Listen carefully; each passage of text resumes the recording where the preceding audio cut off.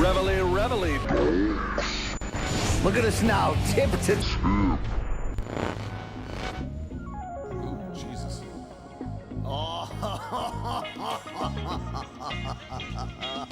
Shout out to Morning Kombat. Do you want a margarita? Yes! My God! come to us, doing what we love. But it's time to bang. Oh, yeah, it's Monday morning. Get fired up. Morning Kombat. Directly back in your face hole, live and direct from the Meadowlark Studios here in Manhattan. Hey, it's December 15th, 2025. I'm Brian Campbell. That is Luke Franklin Thomas. And Luke, I don't need to tell you what it feels like of 5 at the train stop this morning at 5 a.m., that it's cold as a witch's titty. It was, ooh, do I sound modulated? How do I sound? I sound super modulated in my ear. I'm not sure what that is. Well, that's terrible. Could be AIDS. Yeah, I sound like a robot in my own ear. I don't know what that is.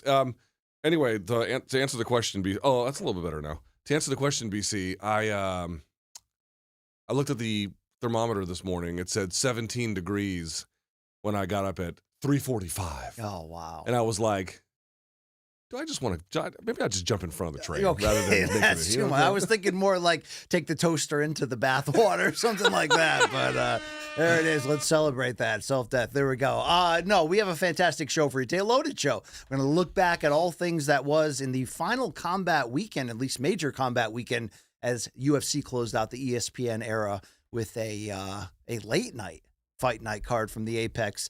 PFL put a wrap on its main card for 2025. We will also be reacting to breaking news about Ilia Topuria and I saw that. In a moment, some breaking news about this Oh, show. I still So, sound modulated in my ear. I don't know if why that we can is. fix the modulate. Where's Ken when you need? Ken, are you over there? Let's go, Ken. Put the All right. Ken's working on it. Put the He's- bong All down. right, Ken's working on it. Let him hit the bong first, then we'll do it. Yeah, the bong. yeah. That voice you hear, by the way, the third member of our program, the producer, director, bong enthusiast, of course, and of the proprietor of the Main Card Minute podcast, one Luke Long Island Nosita. LIL, how is it? It's good, boys. How are we doing today? We doing. We're it. living We doing. Big announcement. in mansions and Benzes, giving ends to my friends, and it feels Yeah, stupendous. tremendous cream. There you go. Sorry, we're dealing with a bunch of shit back here, guys. I got too many people talking.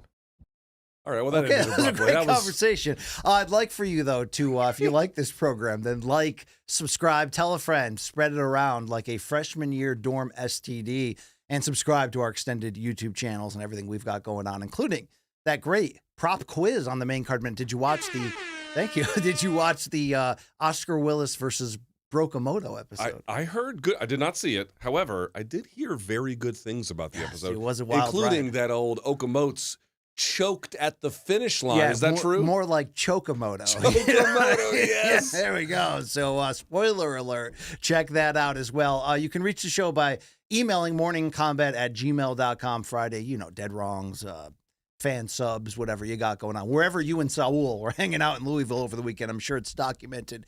And also, I think that's about it. Is that about it? Morning That's about Kombat it. shop, but we can come back to that. Yeah. All right. R.I.P. Rob Reiner. I mean, I learned of it by Jesus. watching that Trump's Truth So, Social you know post. what? I'll just say this. I mean, it's not really MMA related, but there was just a lot of tragedy in the world over the weekend. Yes. There was the Australian shooting, then the Brown one, then Rob Reiner. Then Topuria got blackmailed. I mean, Allegedly. Okay. We'll talk about that in a minute. Yeah. Wow, that's Trump derangement syndrome put him down. But He's got some. That's a wild ride right there. Let's get into our breaking news about this program. Some very bittersweet news this morning, if you can put the camera on me, Brian Campbell. As many of you know, my parent company, CBS Paramount, I've been there 9 years. One of the best jobs I've ever had in my life, has acquired the rights, of course, to UFC, Zuffa Boxing, and a lot of changes are coming. And with that, my role in CBS Sports is not only changing, it is growing rapidly. So rapid that it's tough to say today, but it is the truth. I will be stepping away from Morning Kombat in 2026. My final episode will be Monday, January 5th, 2026. It was never the plan to have it announced this abruptly. It's sort of just how it all worked out. but to begin to use the word bittersweet would certainly not even come close to describe the emotions today.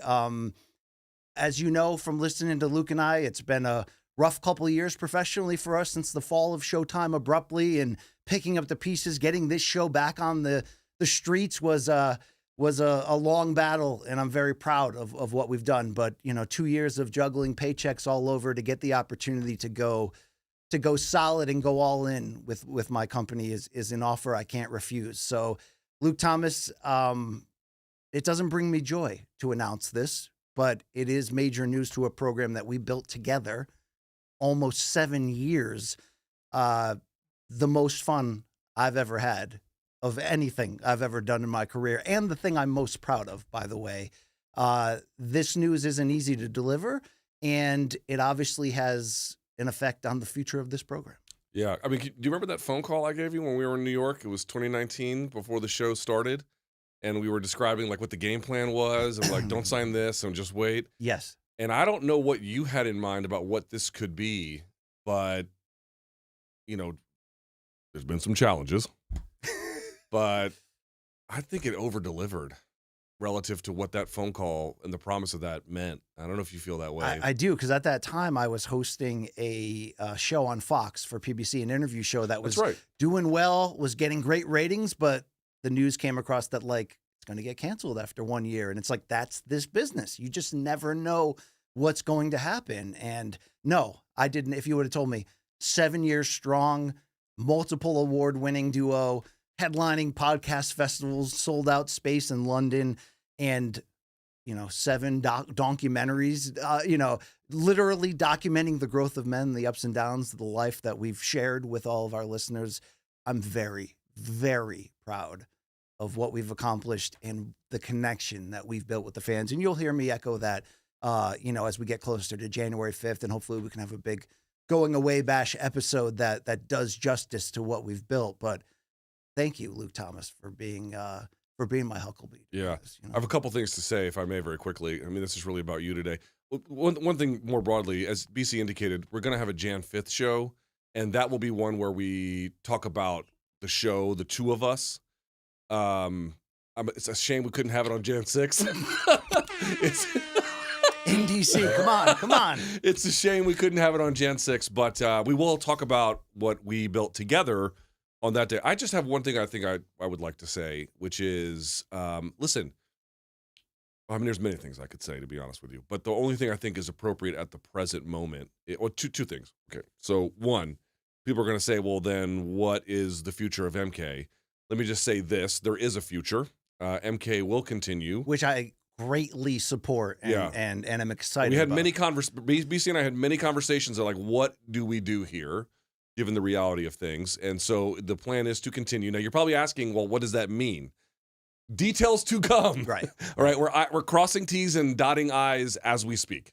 So today, unfortunately, I don't have the full plan I can just delineate to you, but you're probably going to know in pretty short order. I don't imagine it's going to be that much longer before you know.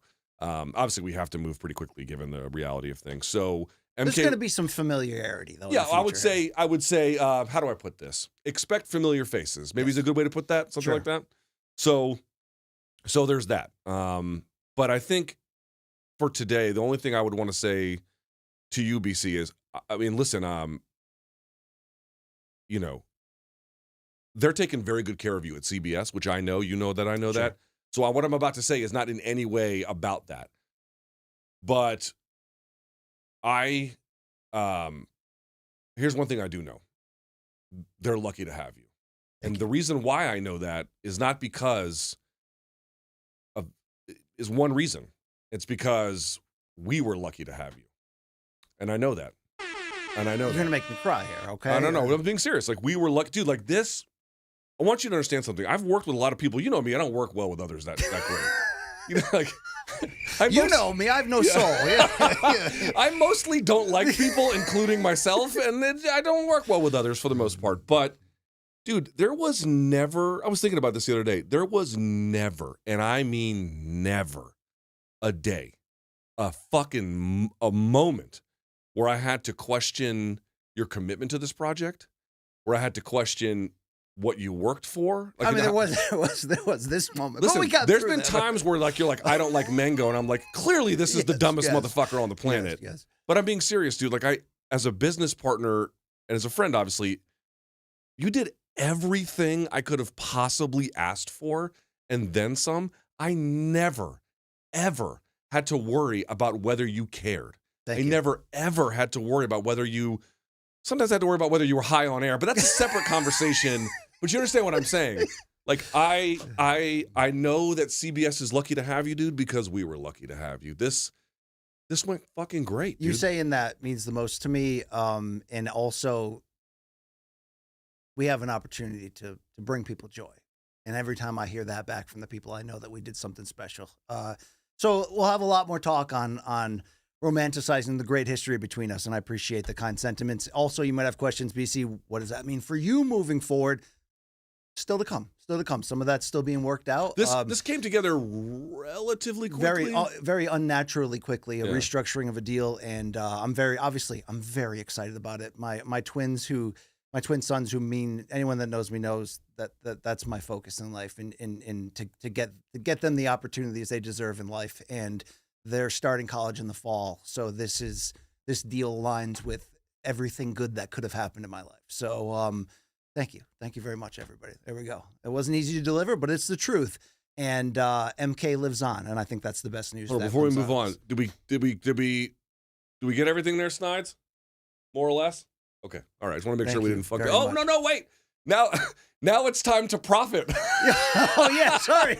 In true American fashion, folks, because of this great tragedy, we now want you to buy, you can buy pieces of my body. No, all Brian Campbell, BC, branded clothing, if you go to morningkombat.shop right now, 50% off any t-shirt with my face on it, some average Joe Art described cartoon equivalent of my face, and any poster, 50% off morningkombat.shop. Also, we have December exclusives of the Masters of the Universe collection, and also mix and match colors, get an autographed poster, all the merch you can handle, evergreen items available. Head to morningkombat.shop. If we're going to cry about this together, let's at least profit while we cry. Yeah, let's make some money while Let's we go while with we that cry. right there. All right. Other breaking news before we get into the final Apex Fight Night of 2025 for the UFC and to close out the ESPN era was what Ilia Topuria shared through social media overnight. The idea that he is now officially confirming what we sort of knew all along, and by the creation of the January 24th Justin Gaethje Paddy Pimblett interim lightweight title fight, we knew that personal issues was going to cause Ilia Topuria to step away. Well, now he's come public for his one and only statement, he says, to protect his children, that yes, it seems these divorce rumors are confirmed, but it goes a little bit deeper than that. A potential extortion plot, potential accusations of domestic violence, which Topuria is greatly denying. Luke Thomas, this adds some unfortunate delays to the career of arguably the biggest breakout star in the sport of the past couple of years, a 2-division champion, a guy that you've championed a lot. You don't normally like to get into the salsa behind the scenes here, but the behind the scenes stuff have affected what happens inside the cage. What do you make of the Topuria news? Yeah, I mean, like when it comes to like people's average, ordinary, day-to-day relationships and romantic ones, I just don't care, and it's not our business. But this is a little different, in part because he's making it public. That's the first thing I'd say. And the other one is this. In recent months, he writes, I have been subjected to severe and unacceptable pressure, including threats to disseminate false allegations. This is what he is saying.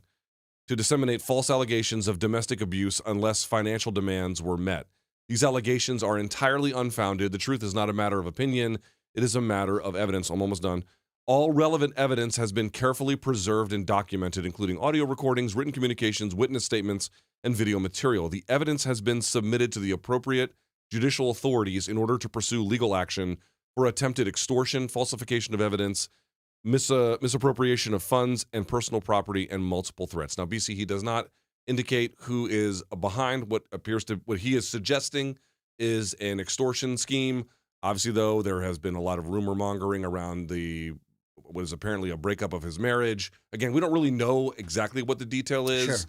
Sure. Again, he is alleging that he's being extorted, but BC, he also kind of introduced, hey, I'm being extorted because someone is going to falsely accuse me of domestic violence, and it's like, or domestic abuse, I should say, which maybe is distinct. I'm not sure. Either way, BC, sounds real fucking bad. Yeah, it does. It does. We're not surprised, unfortunately, because news like this affects a lot of combat sports athletes in some degree, but him having to step away. From an MMA standpoint, Luke Thomas, we have no idea how long he's going to be out, but does it put more onus and prize on the Pimblett-Gaethje fight? Yes, it does. Again, I don't hate the Pimblett-Gaethje fight. Sure. I don't hate it. I think it's a good fight. I don't even mind under these circumstances that they're having a fight for a essentially number one contender, but for an interim title. We've been over this. The debate is whether Arman should have been in it. I do think that he should have been. He knows what he did, Luke. Apparently. He might be the only one because we certainly do not. But anyway, the point I'm trying... What was the fight question? Does it make Gaethje Pimblett more sturdy as a title fight, knowing that we don't know when and if Topuria is going to return? I mean, just a day earlier, there was news where Topuria's like, right. I'm not going to be in MMA much longer because I'm turning pro. Yeah, I mean, there's that too. So he often said he indicated that he didn't want to come back very soon. But the reality is, dude, I mean, splits like this are insanely ugly. And the thing to remember is it's like maybe here in the United States, he's a big MMA star, but he's not like a huge American media presence. But in Spain, they're obsessed with their celebrities there, as you can well imagine. And Spanish tabloid culture is vicious. They're going to eat them alive, dude.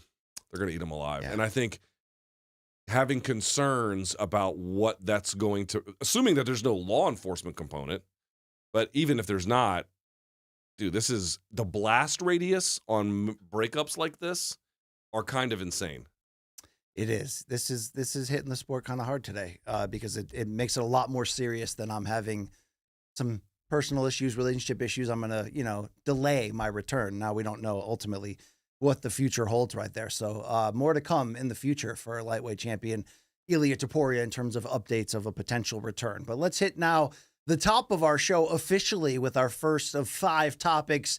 And it was the end of an era Saturday in Las Vegas at the UFC Apex, the final fight card for the UFC in 2025, also doubling as the final fight card in the 7-year UFC ESPN and ESPN Plus relationship. More on that to come. But in the main event, flyweights, we saw Manel Kape potentially take a massive step forward to the idea of fighting for that 125-pound title by finishing Brandon Royval in less than a single round. And now with Kape, 7 wins in his last 8 fights, 5 by stoppage, and now with this impressively efficient knockout of the former title challenger in Brandon Royval. You have Kape calling out the champion Joshua Van, identifying cities, months, times, and even challenging to take his diapers alive, whatever the heck that means. Luke Thomas, is there any argument against 7-1 in his last 8 fights, 5 knockouts, Manel Kape getting the first shot at Joshua Van? I don't think so. I think this is the guy. He's a weirdo. That post-fight call out was one of the worst I've ever heard. It was truly. Did he take malaria medicine or something? I don't know, but your daddy's here. I mean, I actually wrote it down, Luke. I actually Can you wrote read it down. it? Because it was truly, he was trying to cook. Yeah. And he just couldn't get the burner. Remember, you turn the burner on, it just clicks. It just won't click, work. Click, click, Here click. we go. Here was Milka. Now, baby, listen very well. I'm here. Your daddy is going to take your diapers alive on a new deal, Paramount deal. I'm going to tape your diapers alive. Be ready. Luke Thomas. I'm going to take your diapers alive. What does that mean?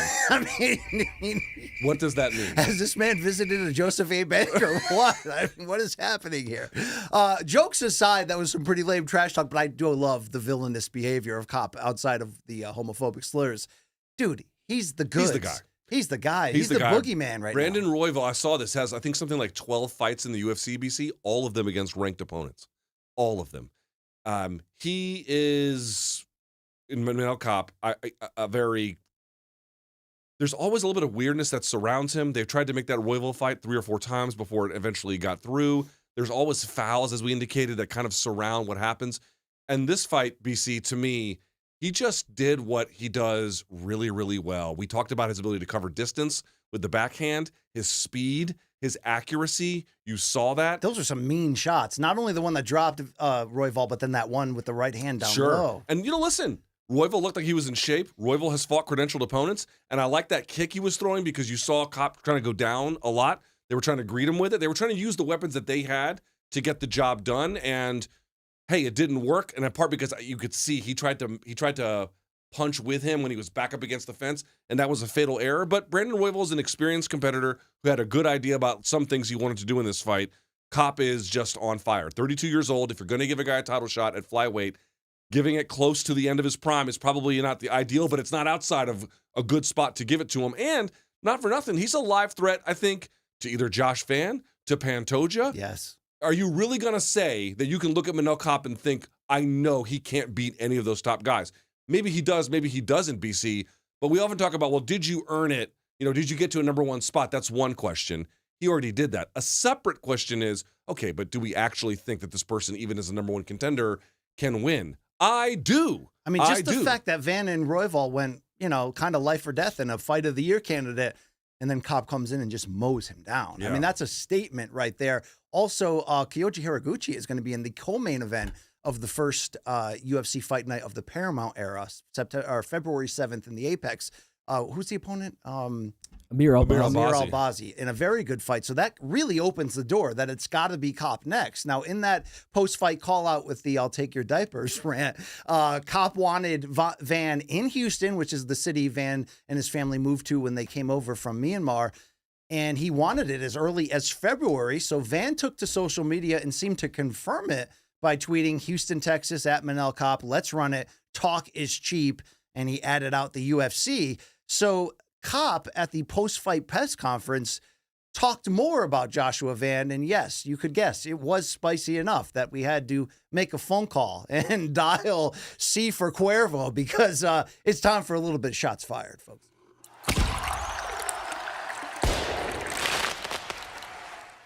And you already know that Shots Fired is brought to you by Cuervo. Now is a good time to enjoy the tequila that invented tequila. Said he's going to be Van's worst nightmare. He's going to finish him.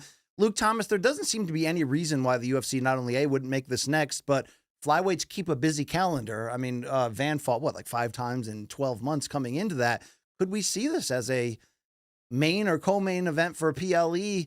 Not in February because there's no PLEs that month because we're doing back-to-back weeks to kick off the Paramount era. But like March, you could see this, right? Yeah, and I also feel like this is one of those fights where, one of those divisions where, UFC is going to be like, hey, we need to fill a slot. Like, you may not get a full amount of time, but you just got to kind of make do. So I think they're going to kind of test all the contenders here to kind of see who really wants it. We'll see. We'll see what their planning looks like. I think Kape should be favored over Van. That's not crazy. That's not crazy talk. Kape favored over Van. Deeper experience. Just knocked out the guy that Van had the breakthrough win against. Yeah. Because I don't want to play too much MMA math. But as you indicated, you went a little bit of tooth and nail, Van did with Royval, and then Royval got blasted out by Kape inside of a round. I could see that. Mm-hmm. If it was a different Kape, we'd be like, shut the fuck up, you little prick. Shut the fuck up, you little prick. Thank you. We may not have had the clip we wanted for Shots Fired, but when Kape speaks, shots are always getting fired. Here's Kape breaking down how much of a star. Remember, he's Angolan born, but resides in Portugal. Portugal, yeah. Him making a statement of how big of a star he is in the sporting culture in Portugal. We always see the CR7 Cristiano Ronaldo celebration after you win. So what do you think that would do for you? Say you get the title fight, on a big stage and the whole world sees you do that celebration, that's a tribute to a global icon. It will be amazing. It will be amazing. I born in Angola. I represent my country very, very well. Always in my blood. I come from mother of Africa, but I grew up in Portugal, and I played soccer for a long time. That's why I celebrate the way I celebrate. I never forgot my root, where I born. I never forgot where I grew up. So this is something mean to me, because in Portugal, Cristiano Ronaldo is the famous thing, big thing, and second person there is Manel. And right now in sport in Angola, I'm the big thing there. Luke, is Manel Kape number 2 to Cristiano Ronaldo in Portugal? Well, I was in Lisbon over the summer, and I saw a lot of iconography of CR7. I see a whole lot of Nobody grabbing any diapers You know alive? what? You know, I forgot. There was a sign, there's a big billboard in one of the main thoroughfares that said, "I'm going to take your diapers alive." Oh. I don't know how you say that in Portuguese, but that's what they wrote. Listen, doesn't matter if he is or he isn't. Portugal's a growing market, but this is not some kind of geographic priority for the UFC, and I don't think it really matters. What really matters is, did this guy earn it? Is he a threat? And could this be a fun fight? And I think the good news for Manel Kape is it checks all three, right? It really It's going to does. be a good fight. He can win it, and he deserves it. There And you look, go. he's a fun villain. He really is. He delivers in the cage with finishes. He delivers often on the microphone. A lot of hits with those, a lot of misses with those hits. But right guy, right time. Division turned upside down. Let's go, Van versus Kape versus Van. However you want to do it, right there. Luke, should we be concerned though about the multiple memes on X of putting Kape in a bra? I mean, are you seeing this? Luke, let's play a new segment called Gyno or Not Gyno. That's not great. All right. You know, All that's right. not great. That's something. definitely a problem. Okay. I mean, your former favorite toy in the box, Israel Adesanya, has that same thing. Which, you know, mysterious circumstances, let's All say. right. You know. That was Shots Fired, brought to you by Cuervo. Now's a good time to enjoy the tequila that invented tequila. To stay on top of this topic a little bit more at age 33, Luke, what do we feel like is left for Brandon Royval? And is there a strategic adjustment or evolution to his game that is not only possible, but would be necessary if he has hopes of making one more run to the top of the mountain? Yeah, I mean, listen, he's come. I mean, this fight didn't go great, obviously, for him. But BC, you would agree he's largely competitive with the top of this division. He's a step short, seemingly every time, but he's always, for the most part, there or or pretty close. I'm going to say it's a couple things. I think the physicality of the game is not as, he's got a little bit of Diaz in him with that sort of that lankiness that sometimes can show up when he can really get moving downhill, but that somewhat is stylistically dependent. That's a big problem. The other thing I'm going to sort of point out here is, he gets hit a little too much, BC. I mean, some guys can afford to do that if they've got, if Josh Van gets hit a lot, but he's 24, right? So his chin is not completely compromised. I'm not saying that Royval's chinny. I'm saying he's just much further down the road in terms of punishment that he's absorbed. But to me, it's like getting on that jab. Dude, I just see this all the time. It just blows my mind how much, again, and Royval's skilled and has, and definitely, again, I thought some of what he was trying early in that fight, I really liked what they had an idea for. But I just really believe if wrestling is not going to be a lights out defensive phenomenon for you, your jab better be. Yeah. And I think, that's not going to fix all the problems. I think some strength and conditioning could fix it as well. But I do believe that the ability to dictate range and make guys make bad choices at the end of your jab is just a game changer in modern Maybe MMA. mix in some takedowns. Kape's got pretty sturdy takedown. He has great takedown though, defense. Yeah. uh, But if you're going to do a takedown attempt that is going to fail, but you're setting up some other kind of offense, sure. They had mentioned on the broadcast that Kape had said in the fighter meetings that he felt Royval didn't respect the power of his opponents. That was certainly the case against Van when it seemed like Royval's whole game plan was, I'm just going to blitz him full on the whole time for 15 minutes and see if he can take it. To his credit, he took it. Do you think that's what ultimately caught up to Royval in this fight against Kape, just not having enough respect? Kape was backing him up throughout in that first round before finishing. I looked at the finishing sequence, and he gets him backed up, as you indicated, and then kind of stutter steps as he's moving into range. And you can see him draw back, and it looked like you can watch the decision-making of Royval. He tries to greet him, because remember, previously before that, Kape had been kind of going down to the body, and I think he thought he was going to catch him coming in, going down to the body, and instead he got caught coming upstairs, right? So he was trying to play almost like a speed anticipation game with him while backed up against the fence, and that's just real risky to do that. And also Kape, fast hands, dynamic finisher. If he gets you hurt, I think that's a pretty good way to put it. He miscalculated, and you got to be real careful when you're up against the cage like that. And I think he got defensively a little bit lax, and one mistake against guys this good. And it's of problems. that 7-1 run for Kape, which came after losing his first 2 UFC fights, 5 of those have been by knockout, 3 consecutive. So let's go to our betting expert, Long Island Luke Nocita. I teased it earlier. I think Kape should actually be the betting favorite. How would you What line would you assign for this title fight? Yeah, it's a tough one, man. I might go pick him on this, like -110 either direction. What's your hesitation on Kape? My The hesitation homophobia? on Kape is his ground game, but Joshua Van isn't going to test his ground game. Like Muhammad Makayev beat him by just taking him down. I think Yeah. if he faces a good wrestler, he's fucked. But there's not really a good wrestler in the division right now, so like he's kind of got a wide open. I'll give Kape's. No, I'm going -110 either direction. That's my. That's interesting. Okay. I'd be down with that. I'd take that. So Manel Kape breaking through in the main event. But before we get into the co-main event and everything else on the card, it's time for your weekly history lesson here, because now's a good time to remember the true story of where tequila's story truly began. Let me take it back to 1795. See this on my chest here? Cuervo. Yeah, they messed around and invented tequila. And since then, all Cuervo's been doing, staying true to its roots. We're talking same family, same land. Most importantly, that same passion, because 230 years later, Cuervo is still right here in every pour, in every margarita, in every celebration, in every Morning Kombat pregame preview. So enjoy the tequila that started it all. Cuervo, the tequila that invented tequila. ProximoCuervo.com. Please drink responsibly.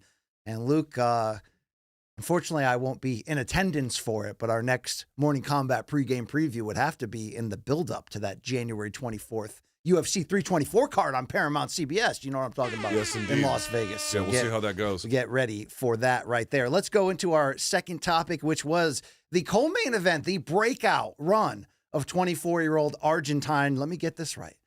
How would Mrs. Thomas do it? Kevin Vallejos. Pretty close. Yeah, Pretty thank close, you very much. Kevin Vallejos, boy, did he end it for Giga Chikadze with some highlight reel spinny shit in round one. And now the Argentine pocket rocket is 17-1 as a pro. Luke, look at this view from cage side.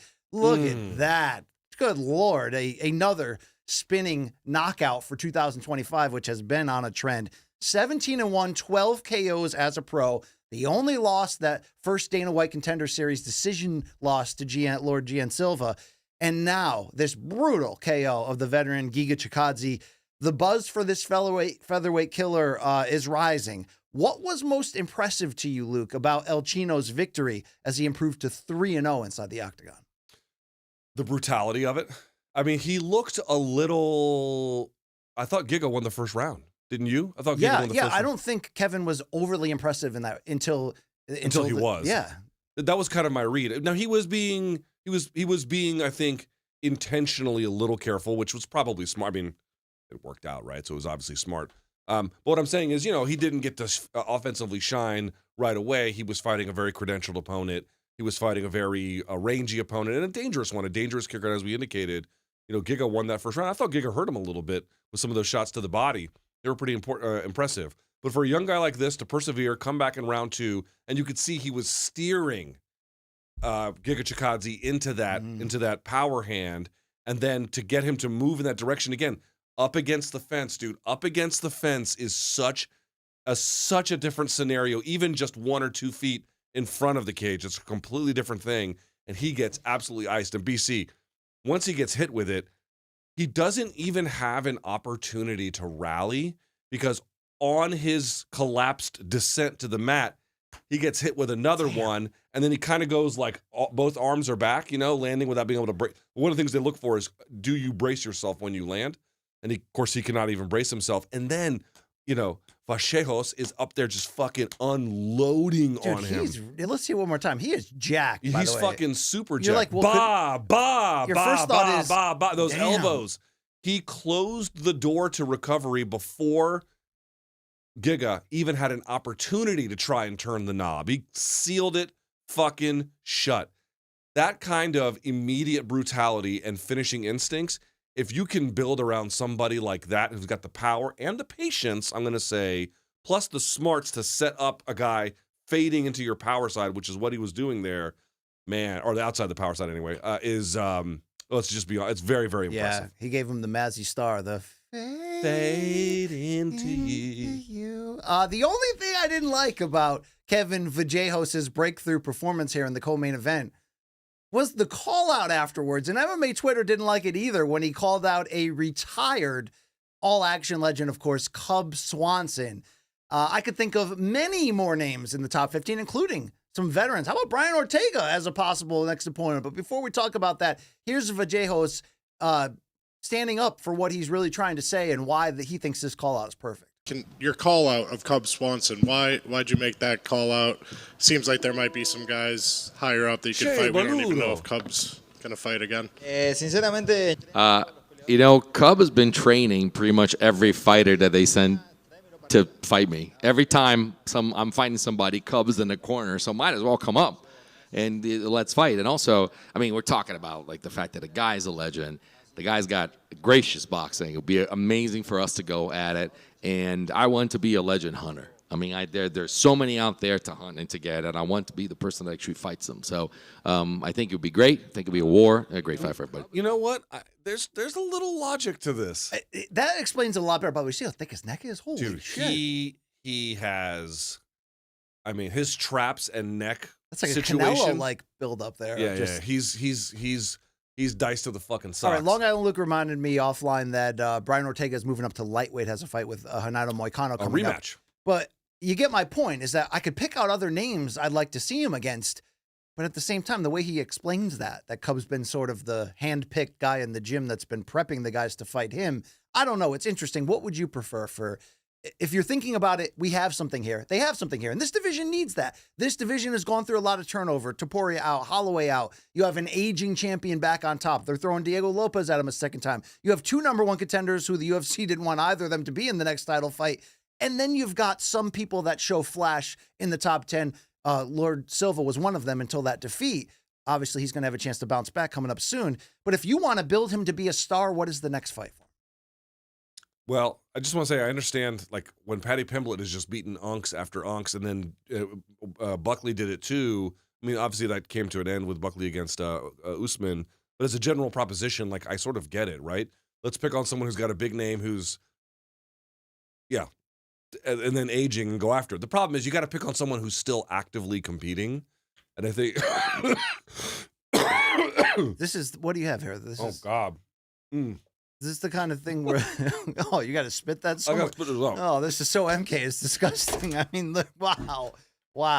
We haven't seen this since Luke puked in the sink after that rooftop pregame preview we did. Wow, the phlegm has exited the building. How gross was that, right? Oh, wow. All righty then. Look, I think you want a kind of name you can build to. I mean, Long Island Luke as... Let's just wait for him to come back, right? How many dirty looks did you get out there throwing up in the garbage can? A few, maybe. Or do you think they realized how much I looted from the fridge earlier today? I was not going to swallow that. Wow. I just spit up an abortion. That was just what I... Okay, you just took that. Wow, okay. This is why I'm leaving the show, people, all right? Luke, I don't even know where you were because I was so taken off by that. Oh, who should Kevin fight next? Dan Ige? Ooh, Pitbull. Pitbull would be perfect. That'd be a fun one, right? All right, what do you... Go slug it out with him. Normally, if we're going to mention Michael Bisping's commentary on here, unfortunately, it's negative. I don't think he did an abrasive job on Saturday. By the way, Laura Sanko was great on Saturday, and she was wearing like the 1920s mobster suit with like the gun holder. And I'll just say this about Laura very quickly. You can like or dislike her commentary. Everyone's going to have preferences. Show me somebody on that broadcasting team who does more prep in the color side of the... Obviously, Fitzgerald and Anik, they go crazy, but on the color side of commentary, she does the homework, and it shows. Indeed. Bisping had an interesting comparison. Not an apples-to-apples comparison, he said, ultimately, but he said... Does Vallejos remind you of another young featherweight knockout artist in Ilia Topuria? Now, he's more compact and shorter, but the way he carries his hands, the way he has responsible defense, the way he's got that sort of one-punch power, are you getting any of the feels from a young featherweight Topuria that you're seeing in Kevin Vallejos? Kevin Vagine. How about that? All right. Not yet, but he's well on his way. He doesn't need to be the next Topuria. I don't know. Like, am I feeling like that? Exactly, no, but clearly he is good. Clearly he has got a bright future. He's super young. We need to celebrate as many of these younger fighters that we can who have had success more recently, him being one of them, obviously. I don't exactly know where it's all headed. If but they put him in a co-main at 24 like they did on Saturday against a decent name in Giga, they got big plans for him. And he's clearly jumping out the screen. For sure. I just mean there are still a lot of unanswered questions about everything. That's all. I mean, eventually he's going to rematch Lord Silva, and it's going to be fantastic, right? Eventually. Do you remember that fight on Dana White Contender Series? I haven't seen it in so long. I don't remember what happened. Do you remember Nocita? It was a unanimous decision for John Silva. I don't really remember it like that. But if John Silva loses to Arnold Allen, I feel like you could actually make that fight next. That's a good-ass fight. Ranking-wise, they're right there. Yeah, you could. Mm-hmm. Luke, 4 losses in his last 5 now for the 37-year-old Chikadze, and he was brutally I think first time he got here. viciously KO'd. PFL calling or what? Dude, this is, I mean, you know, we don't take any pleasure in this. Like, it doesn't do anything for us to say any of this stuff, but like, if you're 37, you're being, this is the way it goes, right? I mean, you were like, we should do 50% off Giga shirts on our website. I'm like, that's sold I mean, I didn't say that, but the truth is, you know, some guys, the ending is very quick, but a lot of times what you'll see is exactly what you're seeing with Giga, where they're losing, and then it starts to get violently losing. And it gets worse and worse. It's not fun to watch. It's just, it's the life cycle of combat sports. The reality is, if you're at that stage and you want to keep fighting, that's one decision to make. But if you're going to do it, you have to have it with recalibrated level of opposition, right? Because it's just too dangerous to be fighting guys like this. Definitely. Have we seen enough about Kevin to know where the question areas might be in terms of a complete game? I'm not saying he's going to fight a top 5 guy next, nor should he. I think more veterans. He's saying he wants to be the Randy Orton legend killer. Like, that's fine. Be that guy. Yeah, the one dimension, and I'm exaggerating. Okay, I'm exaggerating what the issue is, but something like the idea that he's got a little bit of a one-dimensional game, where if he can get to you with the boxing, clearly, or MMA boxing where you can do spinning back fist and stuff, clearly it's formidable. But there's a question about whether or not someone who is a little bit rangier than Giga, who has a great jab, could he get around that? What if he's getting wrestled to death the whole time? How does he deal with that? Like, I mean, what does a Movsar do to him? You know, these are unanswered questions. We just don't know. So this is why I'm like, is what we've seen really cool? Totally. Yeah. But we're at the stage of the division now where the questions become much more significant, and we don't really know how a lot of this is going to go. Yeah, let's not put him on the Sage Northcutt plan too soon here.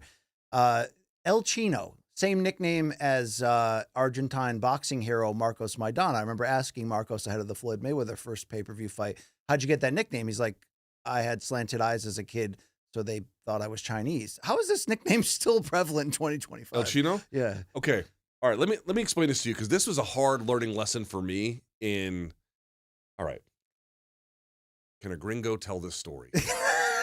Let me be very careful. First about time this. Luke's had that thought on this show. Normally he's like, I'm Colombian. I'm the folks, guy. so I'm the guy. Yeah. Okay. I don't want to overly generalize, but here is something that I've seen, and it's not specific to any one Latin American country.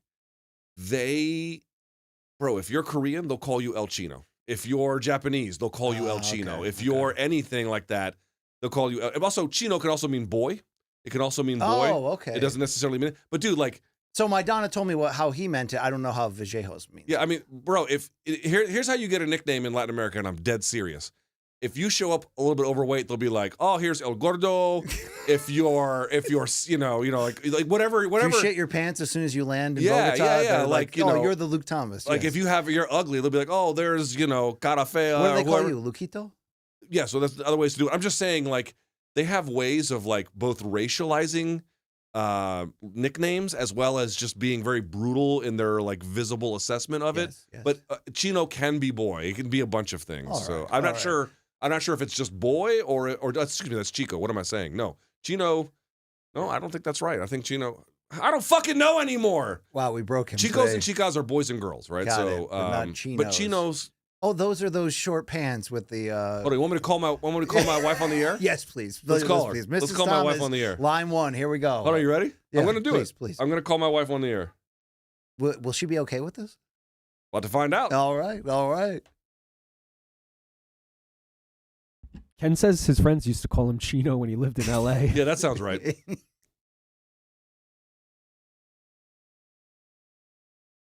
Mia Moore. Wait, what? You're on the air. You're on the air. I'm calling you on there. I'm going to make it quick.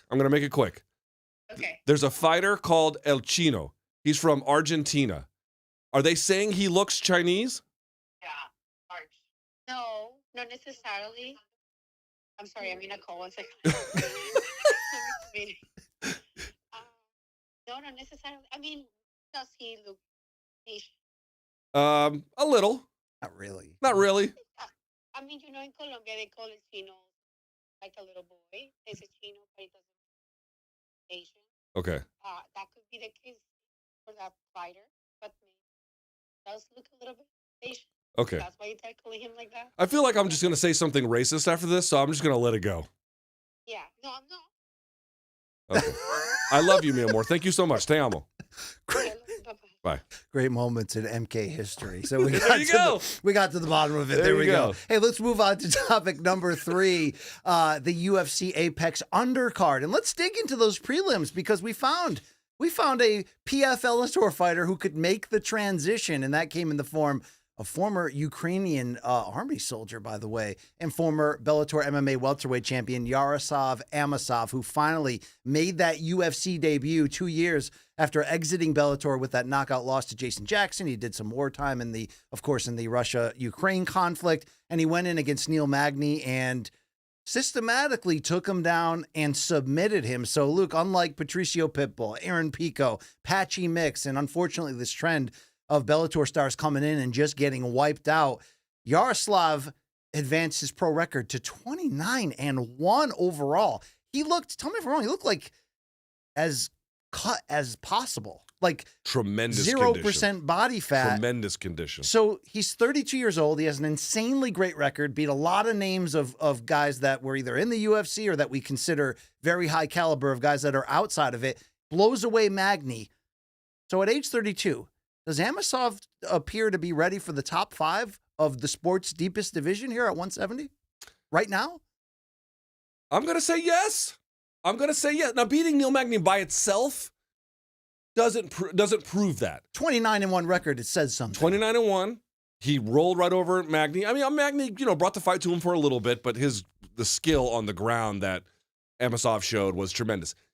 Amosov, to me, looks a little slow physically. I don't think he's a spark plug in terms of, like, athleticism, and I do think that's going to limit what his upside is. And his striking isn't at the level of, like, Islam. It's not. But he's young. He's experienced. He obviously has a ton of different skills. And, dude, that finish of the Anaconda, basically doing it from, I think it was either mount, or no, it was half guard because he had to pull the top leg out. And then the mechanics of the finish, both in readjusting the bicep grip and then using the leg on top to keep the one arm extended and away. Dude, this was expert shit. Yep. I mean, he made that look effortless. And Neil Magny we know what he is, right? Is he the best fighter that they have? No, but he's a pretty good measuring stick. If you can beat a guy like that, especially convincingly, you are going to have interesting fights at the top of the division. Of that, I can say... Tied for second, Magny, most wins in UFC history. Right? Yeah, and again, beating him, it doesn't mean you're going to be a champion, but it means you're going to fight other interesting contenders and probably have some good fights along the way. Count me in, dude. Amosov was a guy that Amosov, there's a different pronunciation of it apparently. So. But in any case, he was his first fight with Logan Storley was one of the best fights that aired on CBS at the time when Bellator was airing on CBS Sportsnet. I remember that distinctly. I'm so glad he's here, dude. Welterweight is so freaking hot. And finally, by the way, a guy coming over from Bellator/PFL to UFC. They started him off modestly with the right kind of test. They didn't put him on a big card.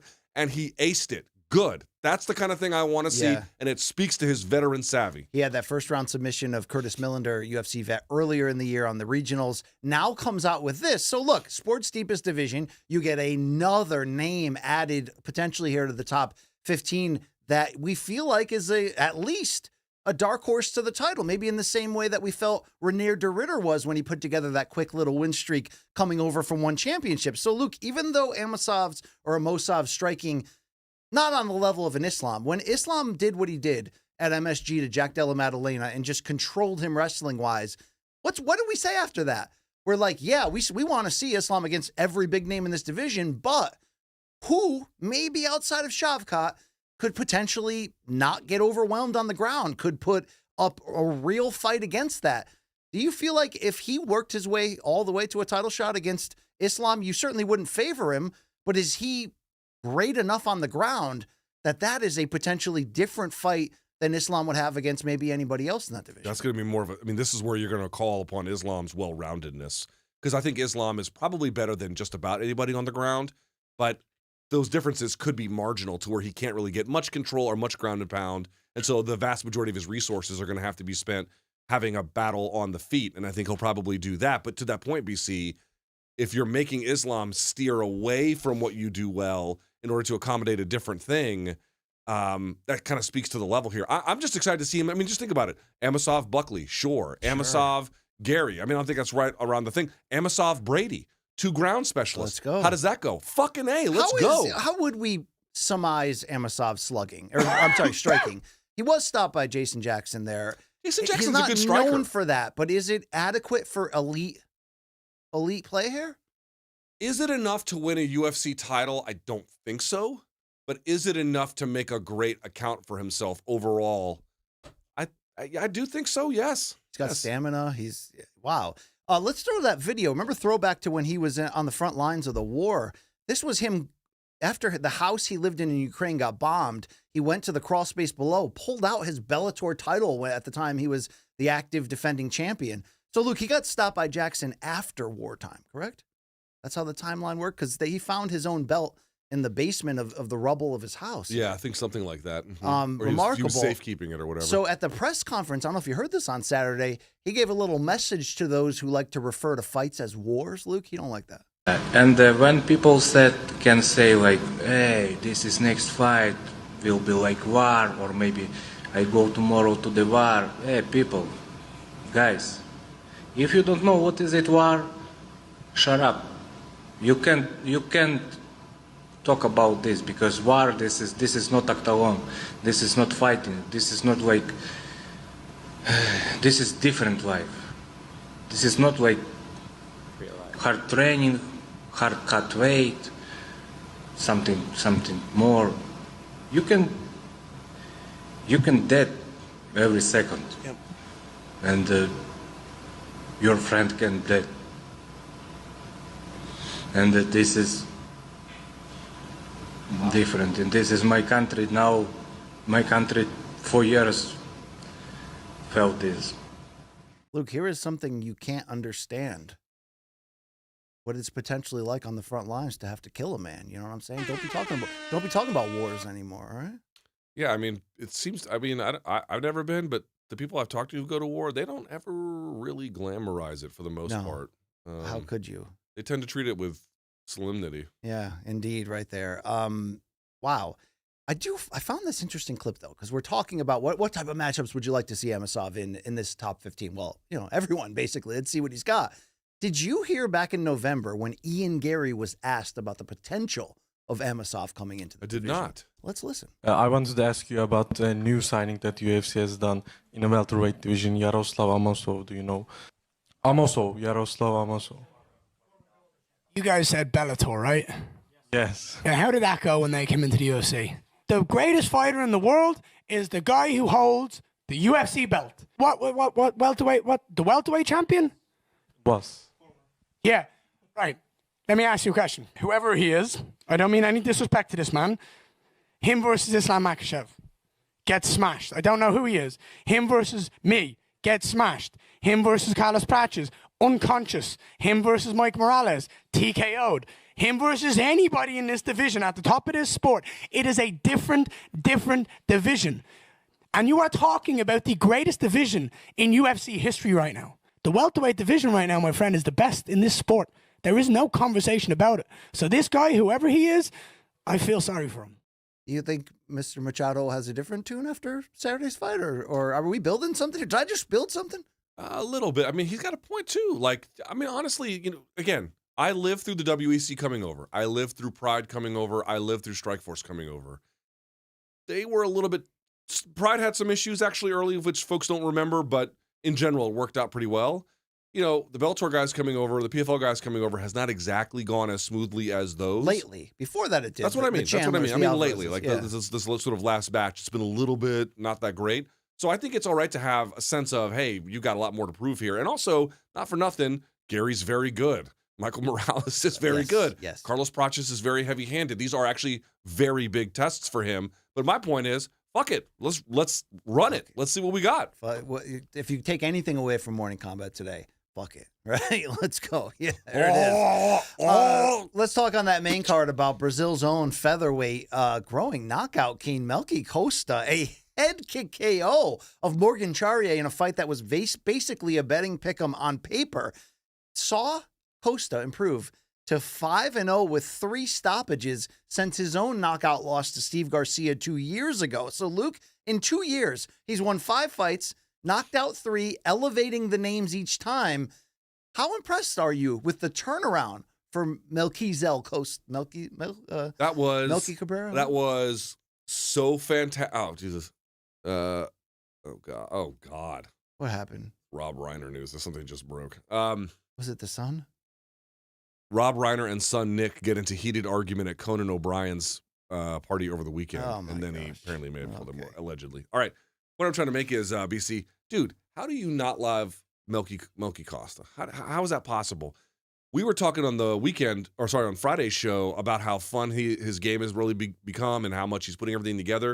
And I don't know if you guys noticed when he threw the head kick, it wasn't accidental. He was waiting because Charrier, he goes square as he moves and kind of like waddles side to side. I mean, he's obviously athletic, but I'm saying the movement pattern. And he got him right when he went square, and then he threw the head kick. It was like around the yeah, high. so he went like this, kind of thinking it was going to be down rather than 2 hands up. Also, not for nothing, dude, like 1 hand up, that's not great. That's like being in a car accident and you're like, I have airbags but no seatbelt. Yeah. It's like, that's not going to do the job all the time.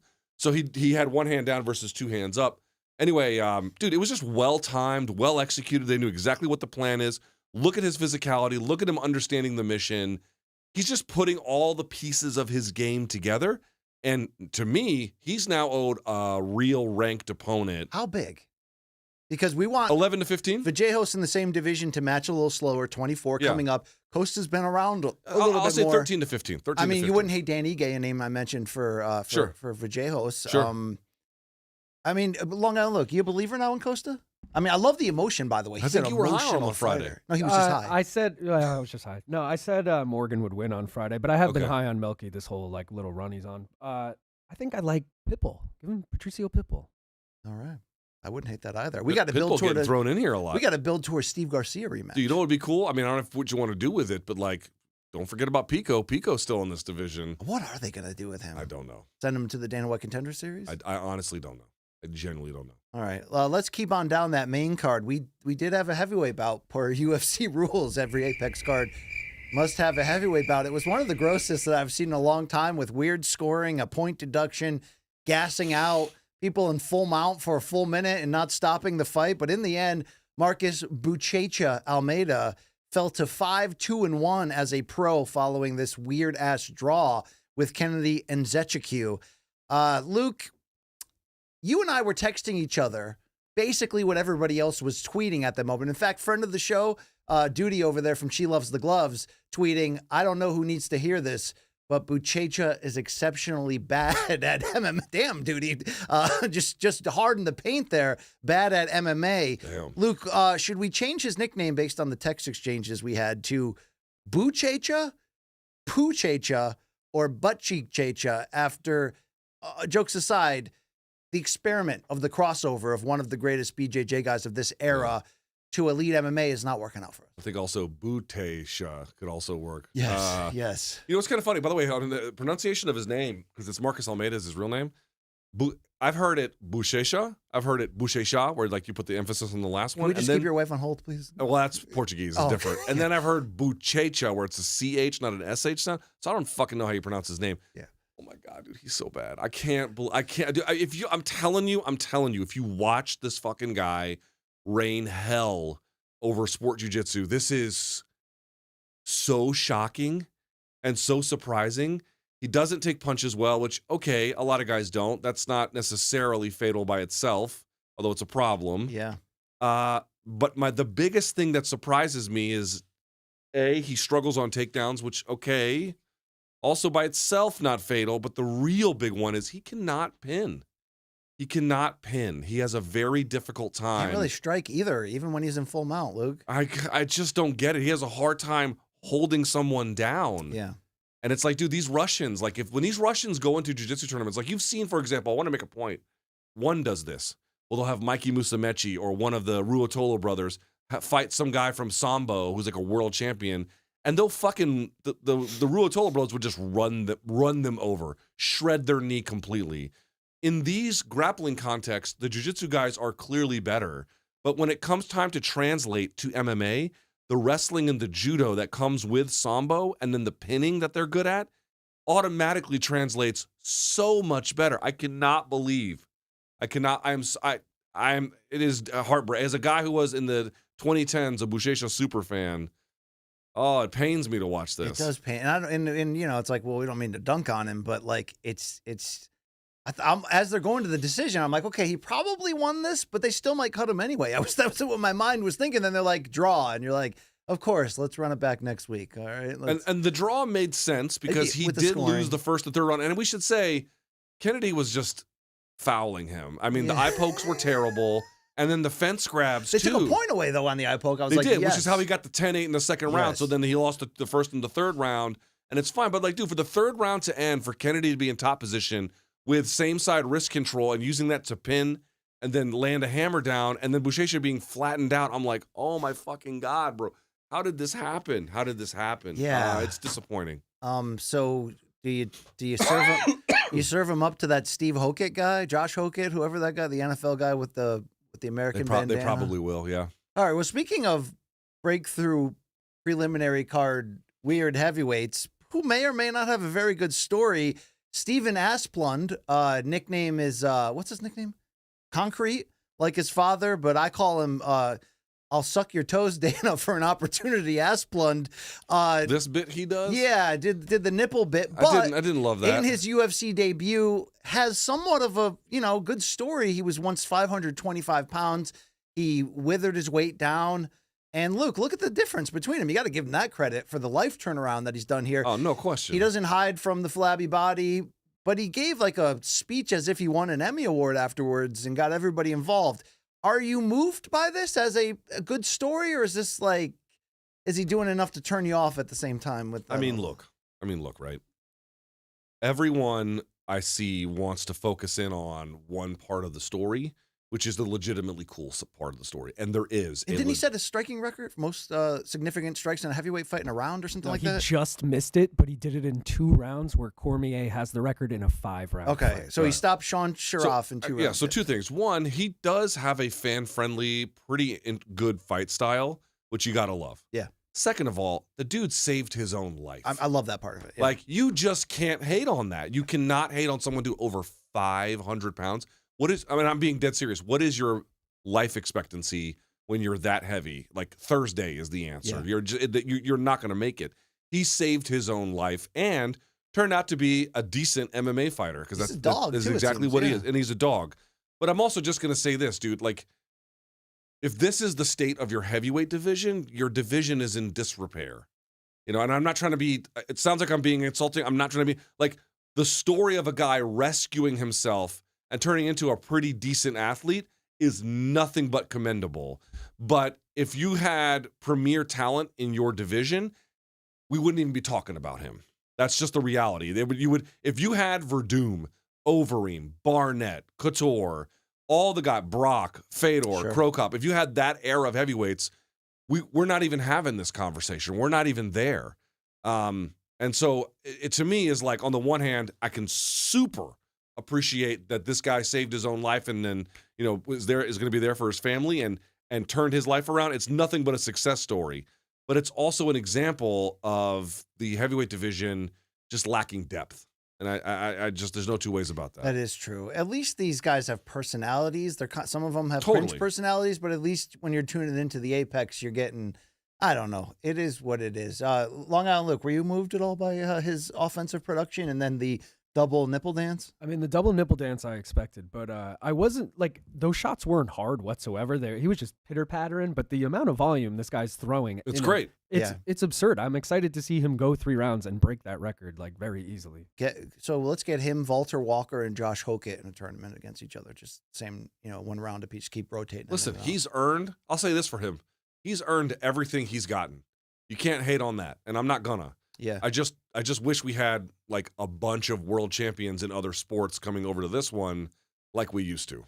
So that's all. Yeah, I mean, they gotta figure out that NIL thing so we can get these American collegiate wrestlers to come into Exactly. MMA.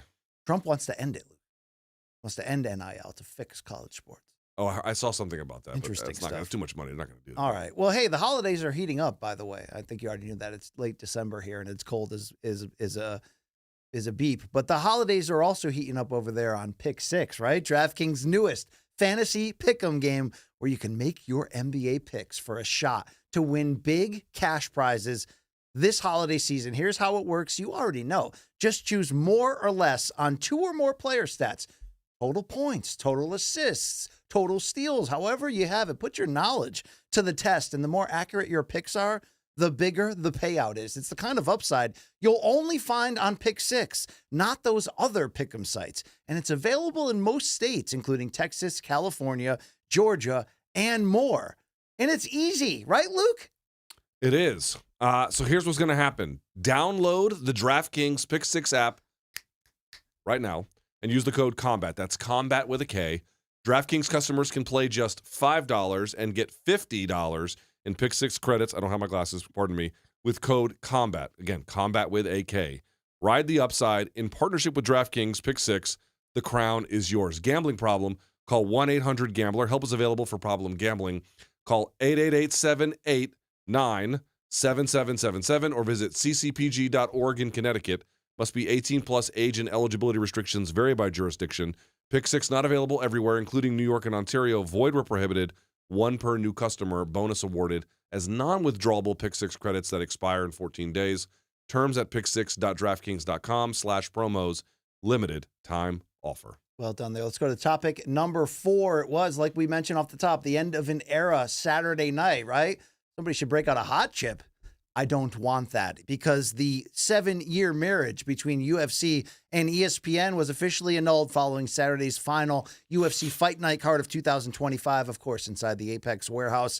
So, Luke, when you look back to where the sport of MMA was in 2019 when that ESPN deal started to where it is today at the end of 25 before this handoff to Paramount and CBS and the inaugural card there January 24th in Las Vegas, in your eyes, what have been the biggest pros and cons of the UFC ESPN era? I think this is a pretty simple one. I mean, people are going to have different responses. People may or may not like ESPN Plus. That can be a thing. Are you still subscribed? I am. Well, you know what? Real quickly, I know we're going to talk about PFL. Seeing everybody on social media being like, can't wait to cancel this, or posting pictures of them actually having canceled their ESPN Plus. If you're PFL and you're looking at that, that has to be a kind of moment. Oh, and then you've got the double paywall if you're PFL as well. Right. So like, I mean, they're in trouble. But okay, we'll talk about that in a minute. But in terms of the ESPN on UFC on ESPN era, BC, by the way, started with a flyweight KO round 1 main event, ended with a flyweight KO round 1 main event. Kind of funny, right? Started in 2019. MK started in 2019. That's right. Oh, yeah, but we're gonna keep going. Yeah. but in all seriousness, I'll say 2 things. To me, BC, getting on ESPN when they did, coming off that Fox deal, it felt like an upgrade because it was. And it was a very particular kind of upgrade. ESPN, and in many ways still is, or at least in certain respects, but certainly back then, was the brand leader in sports and sports broadcasting. That was where the most important work happened, not everywhere, but in a lot of places. And it had some of the biggest names. And it was kind of like the standard bearer for quality in sports broadcasting at that time. Now, I think a lot of that has changed over time, BC. I'm not suggesting that's the way it is now. But the point is, what did it do for UFC? It furthered what Fox had started, which made MMA part of the firmament of major North American sports. It was alongside everything else. It was ESPN putting their imprimatur on it and saying this belongs alongside all of these other things in ways that it simply had not done that to that extent anyway before. And I think that's actually quite important, and it was very successful relative to those aims. Sure. On the other hand, and I think this is a big task for y'all over at Paramount, and we'll see how it goes, which is it is very hard for me to look at the ending of the ESPN deal versus the beginning and say MMA is more popular now than when it started. Yeah. It is not. It is not. The UFC is not. The UFC is more established, no question. I don't know that it's more popular. And it's certainly not as popular as it was coming out of the pandemic, which was a big win for this marriage, for this era. Yes. And you got to give Dana a lot of that credit. But the paywall didn't hurt, which is, I guess, one of the potential promising things of the Paramount CBS thing, that you're removing that pay-per-view paywall on Paramount Plus, simulcasting some on CBS. But the whole question that everyone's throwing around on Twitter is, did it really elevate the sport? I mean, let's see this tweet from Ann Evans, friend of the program. Let's see if you agree with it, where Ann said, less people are into UFC than before the ESPN era. TV views, pay-per-views are down. UFC are extracting more money from fewer people. The hardcore of folks who watch, almost all of it has grown, but the reach is shorter. Anyone telling you different today is simply wrong. Luke, how much, if that's true, how much of that is because, look, the UFC always does say this. They'll do what their broadcast partner wants in terms of, do you want a card every week? Do you want us to do this? Do you want us to do that? ESPN wanted a card almost every weekend, like 44 cards a year out of 52 weeks, year after year, in recent terms at least. Is that responsible for what Ant's talking about more than anything else? Or is it just a change in business structure? Let's not forget that when they signed with ESPN, they were getting those flat rates for each pay-per-view. So it took away the need to spend the money on promotion. I definitely feel like the way that the product was structured affected fan enthusiasm, because you were just getting, the reality is this past weekend's card was actually pretty good. And we had said it on Friday, it's an Apex card, but it's definitely not a bad one at all. And I think that largely played out. But, we have seen cards, headlined by Steve Garcia versus David Onama. Steve's doing great things. But as a general proposition, like, that is a tier of UFC product that was unfathomable, I don't know, 5, certainly 10 years before it. And the way in which the incentive structure of how the product was organized, enabling that, along with the Apex itself and the pandemic playing a role in the growth of the Apexes. TKO is also in a much different place in 2025 than it was in 2019. But I think Ant's largely correct. I don't know how you can. I don't know what an honest reading of the evidence looks like that comes to any other conclusion other than that one. So, does that mean it's inexorable? I mean, we'll find out. But I think I'm not a Paramount exec, and neither are you. But if we were, one of the things I'd be looking at is trying to have an honest assessment. Why did it decline over this time? And to what extent can we repair this? One thing that they can't do, BC, because they've already kind of said it, 30 fight nights, 13 PLEs, whatever you want to call them, that's going to be a fixed structure. The removal of the paywall, though, I think is huge. I agree. Changing the start time back to 9 p.m. These small adjustments accumulatively can have a big deal, but we all know the real problem. You got to get stars that the American public can get behind. That's going to be Paramount's I was going to ask task. you, what lessons do we think Paramount CBS or UFC in the Paramount CBS era could learn from maybe the things that didn't go right in the ESPN era? And I do think trying to return to the idea of building not just stars, but rivalries, building those are the kind of things. Because I think the one thing, look, when UFC gives their messages and Dana talks, we can typically pick it apart. But the one thing that they say, which I think is true, it's similar to what I say, Luke, about the Saudi takeover in boxing, where I say I feel like it would be more impactful if all the big fights weren't on DAZN, which is this niche app that in America only boxing fans own. But I think you can make the same argument in the difference between ESPN and how we perceive Paramount to be, because as Dana likes to say, and he's right, the only people that were subscribing to ESPN were sports fans and mostly MMA fans. Yes, they used SportsCenter to cross over more to sports fans, and it worked, especially during the pandemic when they were the only game in town. But Paramount, and now it's going to be on Paramount Plus, which means you're going to have so many more non-sports fans stumbling into it when they're looking for whatever show they're looking to watch or whatever movie. So Andrew removing the paywall, I think there is a great opportunity to kickstart at least on a U.S. level, the national understanding of who the fighters are, what are the big fights that we're building to. Whether you love it or hate it, the White House card is going to bring out the casuals to take a look. There's no question. I really hope they ride that momentum heading into June and really let the fans know these are the guys you need to focus on. This is where our business is going. Let's get you in here for these big fights. One thing I'm going to say, and I know you don't have an answer to this either, because I know it's something that it's come up, which is if you just notice what programming the UFC has on ESPN, they kind of produce and control all of it, and like down to the countdowns that come out on their YouTube channel and stuff like that. And I think one thing I would like to see, for example, like when Roku was, or that production company behind what was that Roku show called? The documentary? Fight Inc. Yeah. Like someone else producing it had like a different look and feel, and everyone was like, oh, this is cool. I think Paramount, and I don't know what's going to happen again. You don't know. None of us know.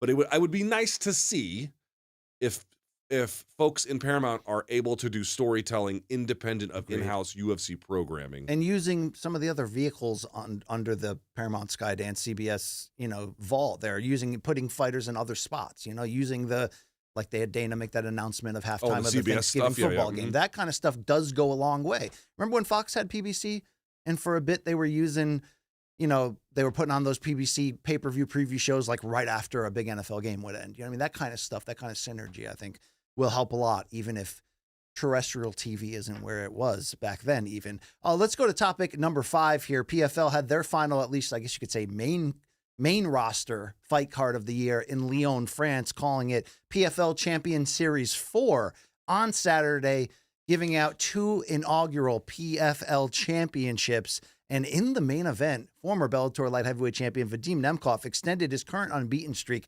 to 15 fights, which does include that no contest against Corey Anderson, where it looked like he was on the way to losing. He did in the immediate rematch avenge that with an very easy first-round submission of the big Brazilian Renan Ferreira. And after the fight, he didn't hesitate on who he wants. Let's listen in. I know it's not really your personality to call for ambitious things or to talk trash, but you just announced your presence in this heavyweight division. Who do you want to fight next?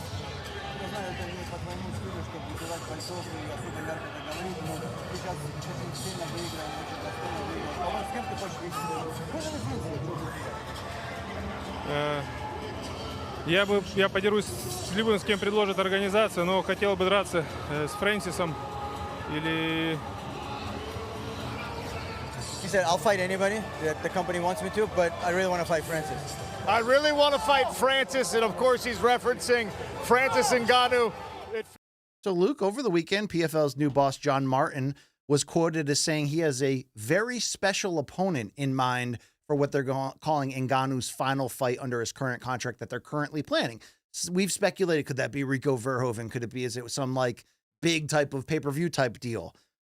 But Nemkov, the PFL inaugural heavyweight champion, just called out Ngannou, one of the best heavyweight champions in the world, who's on their roster. Is this a good fight for PFL, and is this a good fight for Ngannou next? It's not. First of all, I think that Nemkov could win a heavyweight or light heavyweight title in UFC.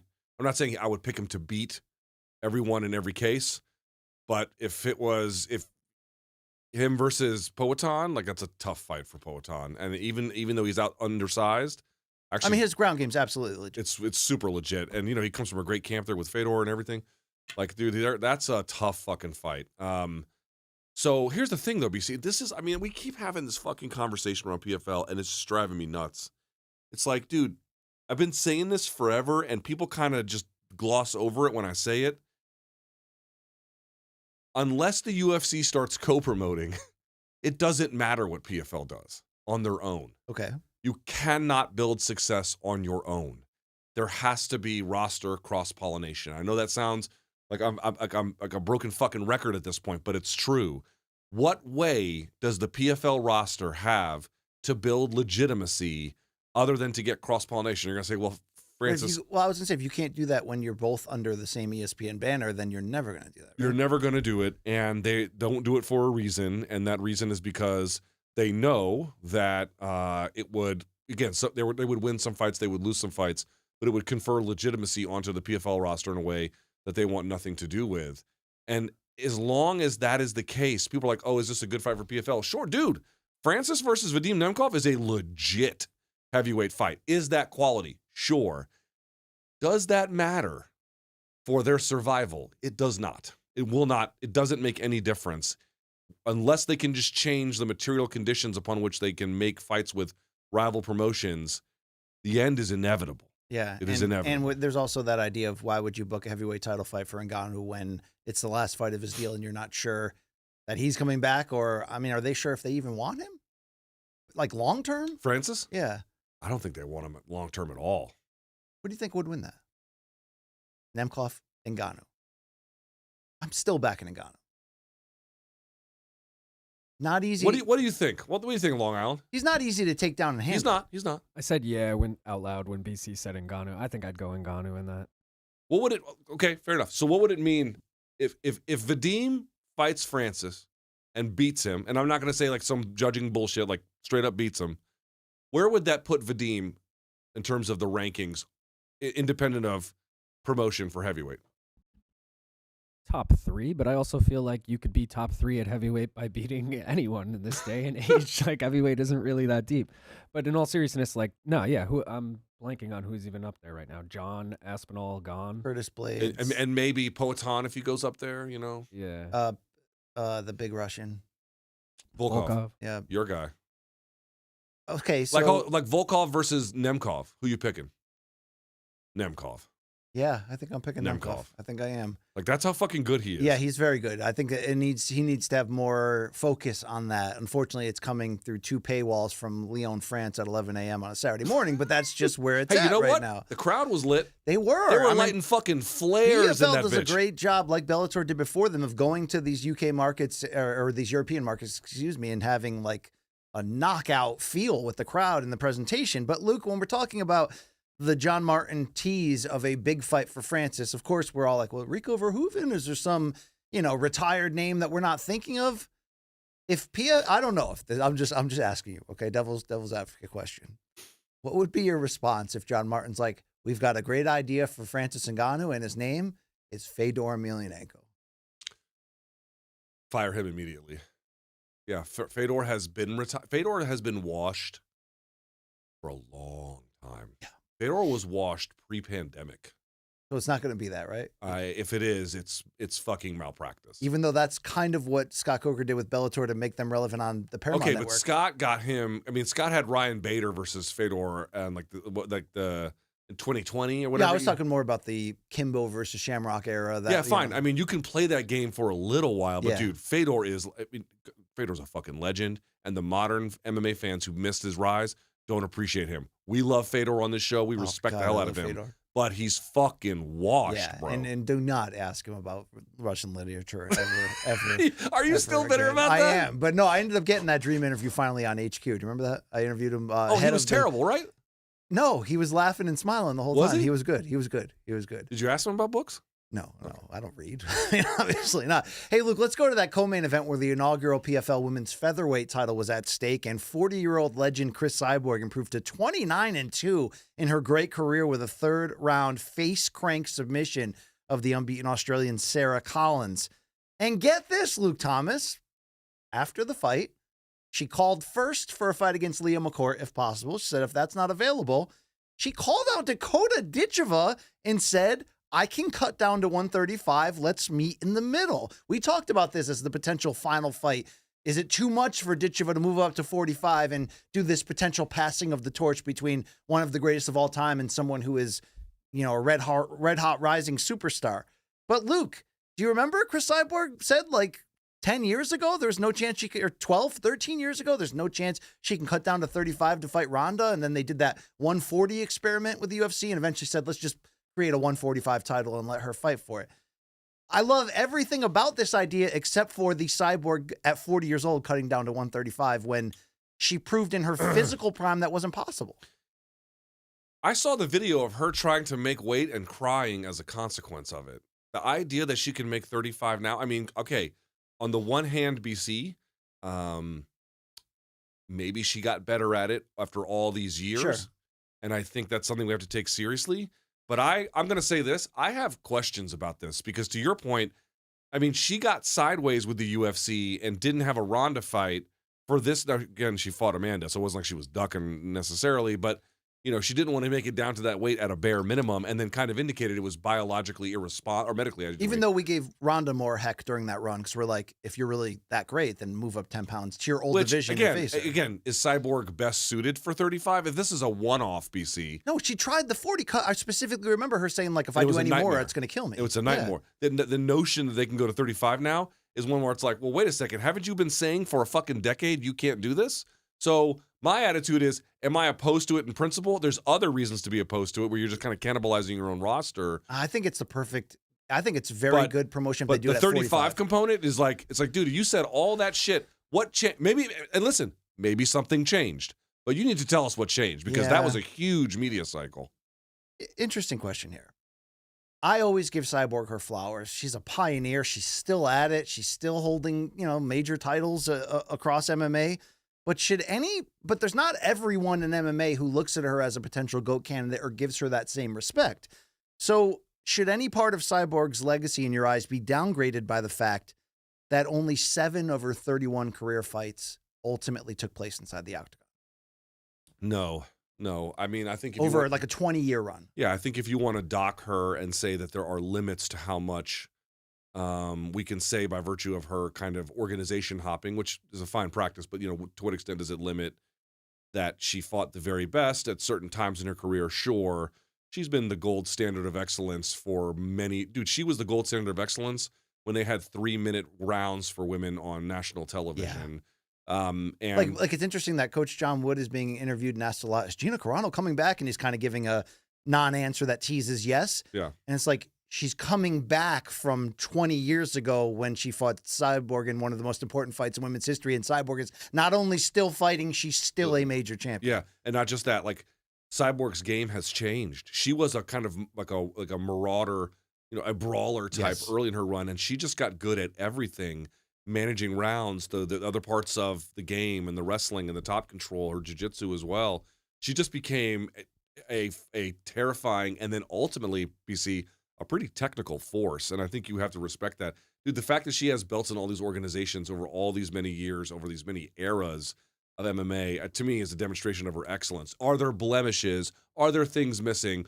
Is it all perfect? No, of course not. There are ways in which you can poke a hole in her resume, and many of them. But she fought Pacheco last year and exactly. beat her but up, on the other hand, BC, I mean, we're talking about someone who has been excellent over an enormous duration of time. You must give respect to that. It's unlikely based on the severed relationship, but like, would you get excited if I told you a year from now, a 41-year-old Cyborg would be back in the UFC and she would be getting an Amanda rematch? She would be getting the Kayla fight that should have happened but never did, to like close out this great career. That I would be down for that, wouldn't you? At the right weight, sure. Yeah, if they opened up, if they brought back the women's featherweight title or opened up women's heavyweight. The right weight, sure. Yeah.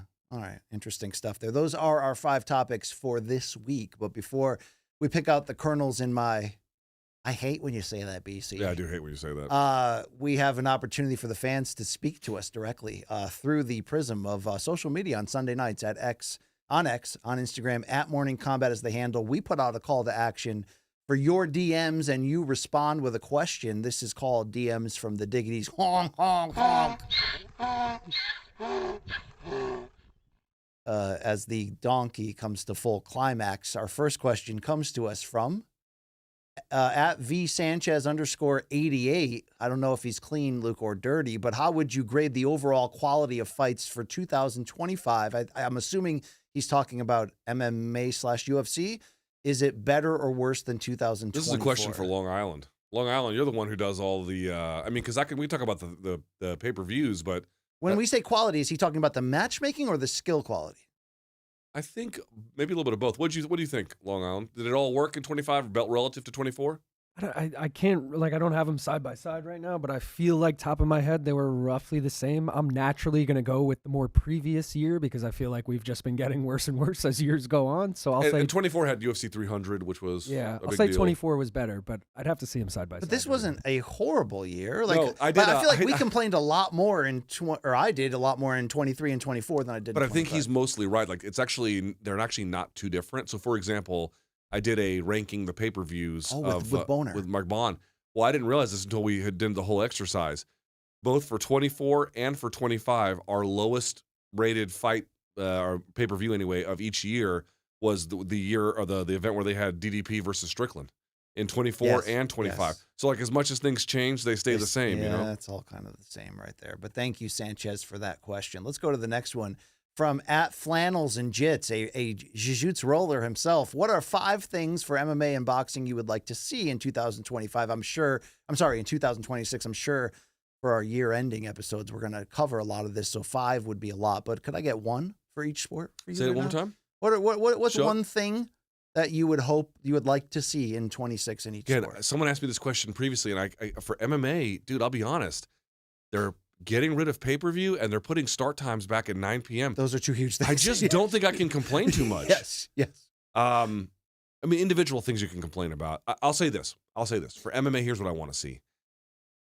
I don't want to see people just give up their titles and walk away. I want to see someone take it, or at least try to take it from them. Then it becomes boxing. That's what I want to see. For boxing? In MMA, I want to see more points taken away right away. I want to see Great. you get rid of the eye poll culture by standing firm. 10 toes down, referees, Love that. whether you smell like cheap booze and cold cuts or not. And I'll say on the boxing side, stateside events.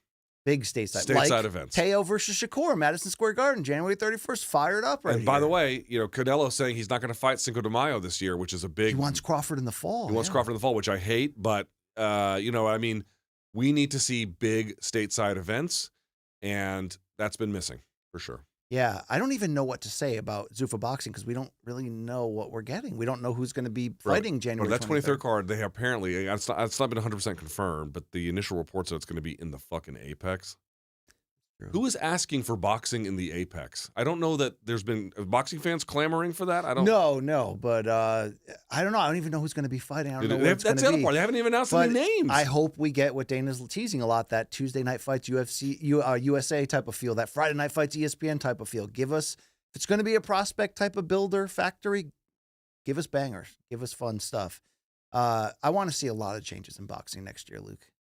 But there's still a lot of things like up in the air. The Ali Act, will that get approved? The amended, will Turkey have complete takeover? Are these other promoters going to die, give in? What's going to happen? I feel like we've been having this discussion for 2 years and we're still at it. It's the same broken record as the sport continues to somehow make it along. Let's go to our next question here from @Sticks Plays Time. Do you think he's a drummer? Is that what that means? Sticks Plays Time?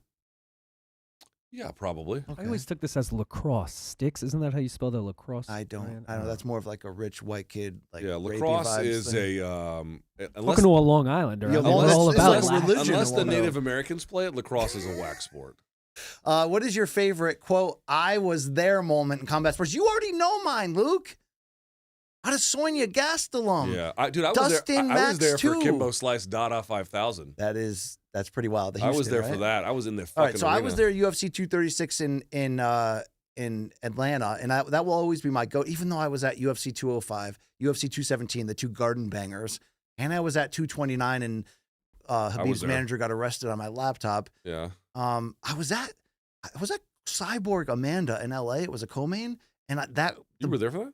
The explosion when Amanda got that KO, people do not remember how loud that was. It was insane. Yeah, I was the guy who asked Habib the question that got Habib to say that's number one bullshit. Oh, you started I'm that guy. You can look it up. There's it's still floating around from UFC 205. All right, for MMA, for me, it's definitely UFC 236. What would be your one thing if someone's like, what's the biggest thing or craziest thing? What's your official number one MMA I was there moment? Man, I'm not sure. I mean, top of mind, I was in the back room at UFC 229 when Habib came back and then sat there and explained why he did what he did. Yes. And then he apologized to the commission, but then was like, no, I had to. Father will kill me. Yeah, and I was kind of like, whoa, this motherfucker he's not fucking around. That was a big one. Okay. Oh, you know what? Watching Bud Crawford destroy Errol Spence. That's definitely your I boxing was there moment. for that. I was like, you weren't there for that. Were you calling that fight? No, my wife was on her one work trip a year, so I stayed home to take care of the house and the animals and the kids. And I had to do the post-fight show solo that week. Yeah, I remember. And then you weren't at Ryan Tank, so I did it with Ariel. That's right. I missed Ryan Tank. Yep. What's my number one boxing I was there moment? In contention, I was ringside for Anthony Joshua versus Andy Ruiz at MSG, and that's was there big. moment. That's huge. But that's fucked up everything. I still have to say, Maypac. There's just like I was at Maypac. I was there. I was just in the media and room. Were you on the floor? I was on the 5th row. Yeah, no, I was in the media room. we all know about that thing I love, that drug, which is like the final 10 minutes before the start of the big boxing pay-per-view, the walks, the announcements, all the celebrities. Who were standing you up. with in 2015? ESPN. Okay. And that even though that fight week was weird, even though that fight didn't by any metrics live up to expectations except for sales, that's just such a like.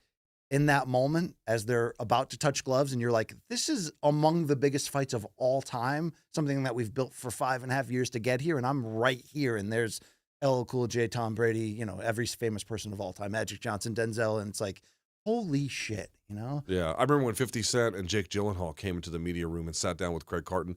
Craig Carton introduced me to Boomer Esiason, who was much bigger in person than I had ever imagined. I was like, wow, okay, I kind of get it now. What's your non-combat sports biggest I was there moment? I always reference those Kurt Schilling Bloody Sock game. That's probably my biggest. Man, I've never been anything big for that. I'm always the guy who gets like cheap tickets to like the shitty games that no one wants to go to. I interviewed Mike Tyson at Glory once. He sat next to me. That's pretty awesome. And he did a lot of mouth breathing. Mike did. He did a lot of mouth breathing. Was that in his psychedelic era or his? I'm not sure, but I remember I told you this. Like, he bumped me, and then the first thing he says to me, he's like, because it was Rico. Rico was headlining that card, and like the ring was shaking, and he was like, "These motherfuckers is huge."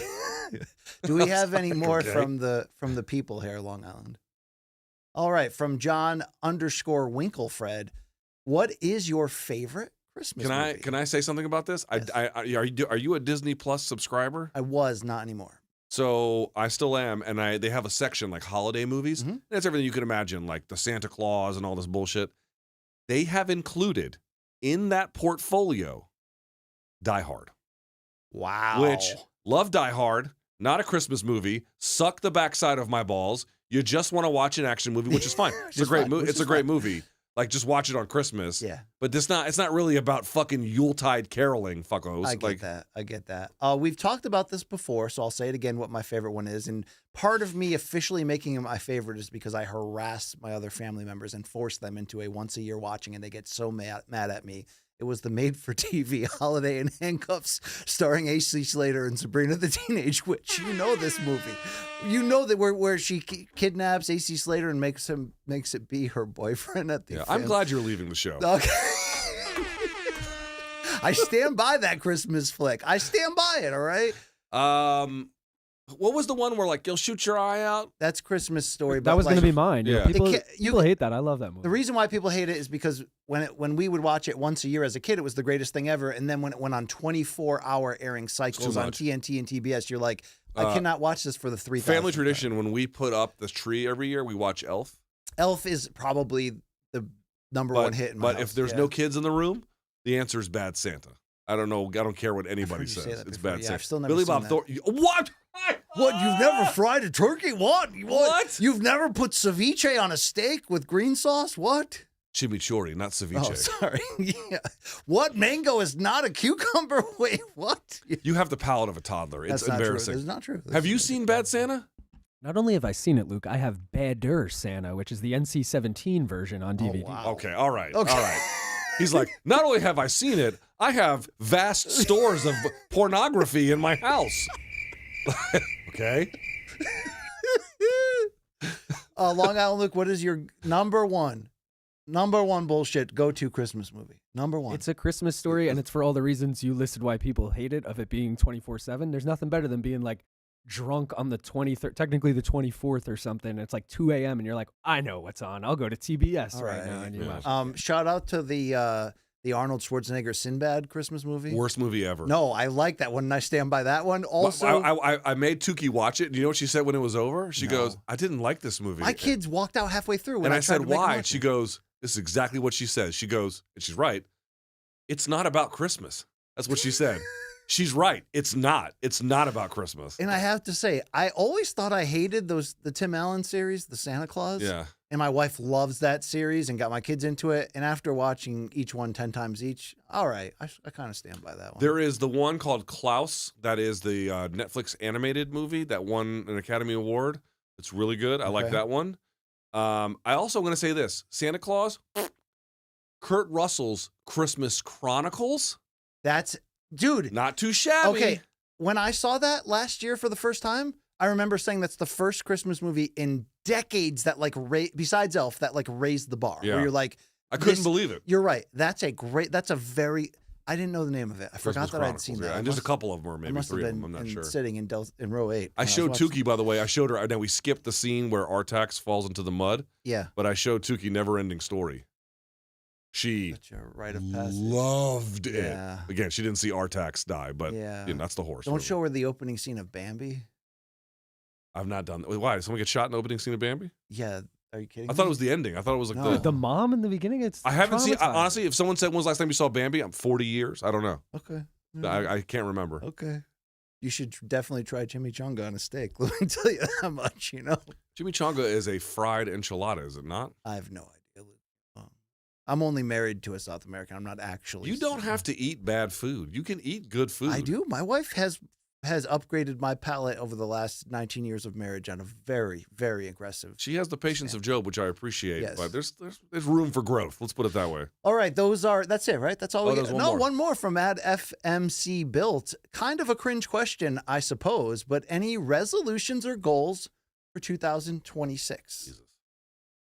Don't die. Don't have a stroke. I don't know, dude. I'm going to get back into reading. I swear this time. I have like 25 books I've bought over the last 3 years thinking like every self-help, biography. One a month is not hard. I mean, depending on the size of the book. It's just the combination of Eighth Row, Fortnite, vinyl, hard, man. Hard, It's hard. Fortnite's really good right now, too. Yeah. He's like, he wasn't even like, I want to spend time with my family. He's like, God, the solitude that comes with abusive drug use. No, I'm gonna read I'll say this. I'm gonna retrain my mind this year. I'm gonna conquer my mind. Okay? I'm gonna do it. Glad you're doing that after you're leaving. Big thanks. Yeah.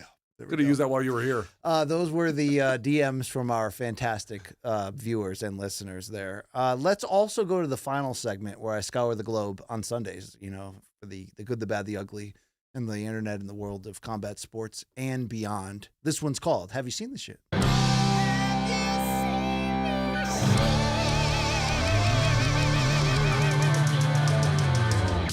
Hoo-ah! Hoo-ah! I think I shit my pants on the last hoo-ah. If only Dennis Leary didn't steal all of his No Cure for Cancer special from Bellator. Alas, he did. Luke, in the Vatican City over the weekend, Conor McGregor finally made Dee Devlin an honest woman at their wedding ceremony, of which Conor posed with a bunch of scantily clad chicks in full McGregor style. Possibly care. Let's go to the video from the reception as they were rocking out. We got cigars. We got live music. Oh, yeah, get it. We got women. We got women everywhere. We got Cyrillic writing. I'm not sure what that's about. Congratulations to the happy couple. Yeah, great. Okay. There we go. Is he still standing facing rape charges? I know one lawsuit was with. I don't know what the current. I don't think so. I don't think he's facing anything right now. BKFC hit England over the weekend and gave us a weird weigh-in moment. Luke, I'd like to introduce you to Megan the Witch O'Neill. Seems like the kind of woman you take home to mom, Only in BKFC. What are we doing here, Luke? What is this the outtakes of the Vogue video? What's happening? I think legalizing fighting was a bad idea. Yeah, that is something right there. I don't know where to go next. Let's go next to this. The Teofimo Shakur press conference gave us some weird moments like this one. Room 40. Yeah. Room 40's nuts. Faster. Yo, you pause, bro. What's up with you, bro? You been wild since fuck you hard, bro. Pause, bro. Fuck you hard. Real hard. Man, what do you say to that, bro? Like, you him? Gonna have Shakur jigger my, You said you're gonna do what? Jigger my balls. What? Pause, bro. You fell for that. Look at Ed. Why you always doing that? Dude, he's literally 11 years old in his mind. Did what's your name get you down the other day? How about both of these nuts? Luke, it's time for everyone's favorite sub-game show. Rate that tat. 1 to 10. Luke, 10 being a masterpiece.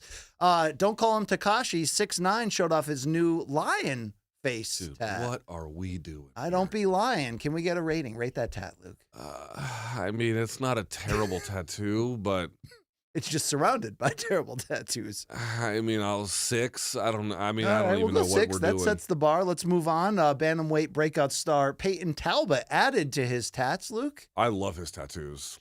I'm going to say 8. Okay. Okay. I like that they are contouring to the body, nicely saturated, simplistic. These You're are like, great. why stop there? Let's go ass cheeks, right? These are great tattoos. Yeah. Okay. Let's get a Star Wars one here. This is called the Darth Vader finger tat. You know, I don't hate this one. I'll give that a 5. Okay, that's decent. And finally, don't call them the Redskins anymore unless you tatted it on your armpit. Hell yeah, Luke. God, look at this piece of work from fucking Waldorf, Maryland. I mean, you're looking at Dundalk's finest right here. Come on. There's some quality to that tat. You Look, give it like a 3. raise your hand if you're from Anne Arundel County. What does it look like when the hair grows in? Oh, dude, are you kidding me? Wow. Ugh. All right, Luke, we know you love gender reveals, so let's combine the two things you love most, the UFC and gender reveals. Here's Yuri Prochazka. Oh, is he going to slice someone? Congratulations, Luke. He snuck one through the 5-hole. Okay. And he's what color was that? It was... What's that? I don't know. The first 2 are like non-colored, and then the third. Oh, they're like a decoy or whatever? Yeah. Oh, okay. Okay. All right. I mean, we're just swinging motherfucking swords around here. This motherfucker, I love Yuri, but he's okay. And he got a girl? I don't know if got a that's girl? a gender at all. What did he get? Looks like a girl to me. All right, congratulations. All right. I mean, to the there's happy couple. simpler ways to do this. Yeah. Luke, as you know from doing the show, there ain't nothing like live TV. So let's introduce our next guest here. This morning, we're joined by renowned Greek chef Harry Paratestis, who's here to show us a fresh take on souvlaki. I'm sorry, your name gets... Let's go to Can you our... imagine that? Here's our next guest, Harry motherfucking Dick and Balls. Harry Balzania. Yes, all right. Let's go to our correspondent there out in the parking lot. Bye week, but they say fire up the tailgates, get the girls going. We're coming back in 2 weeks, so we're taking down. That's a lot. We're taking down the bill. What city is this? I don't know. Probably Philly, right? Yeah, I think go Birds. Yeah, there it is. All right. It said Patriots defeat Giants, so it's got to be New England or New York. Yeah, that's such an East Coast move right there. Let's go out to this football game. Watch the cameraman behind the end zone closely here. Okay, into the kicking end zone? Yep. Right here? Oh, tip on tip action. Right in the pills. Oh, wow. That is great. Okay, child abuse moment of the week, Luke, takes us to this children's party. You're at these every weekend. Yeah. Oh, Spidey's here. Oh, this is Zona Kids. This is Latin America. Oh, shit! Bro, it's like a chain in Latin America. The Zona Kids thing? Yeah, I've seen those they places. do cartwheel kicks. Yeah, and apparently you'll just get your fucking kid fucking wheeled. Speaking of kick. children, Luke, I think it's time Tukey knew the truth, so I just ordered this for her on Amazon for Christmas. Franklin questions the official story of 9/11. Oh my God, look at the books. WTC 7 steel beams. You need help. Okay, That's what I know. You need let's help. get flatulent. We have video now of Luke at the start of every MK podcast. I might have to go shit in a minute. Okay, I understand. You know, I'm just being honest with y'all. If we have to take a break, y'all, America, Yeah. I'm for it in the motherfucking. I might have to go sit down just for a second. Let's shiznit. That's literally every time I show up to studio. Luke, we've got a new invention idea here for planes, because you never like when the person in front of you leans their seat back, right? It's disrespect. Right? This should fix it. Allowing for the passenger on top of you to also recline and not invade your personal space.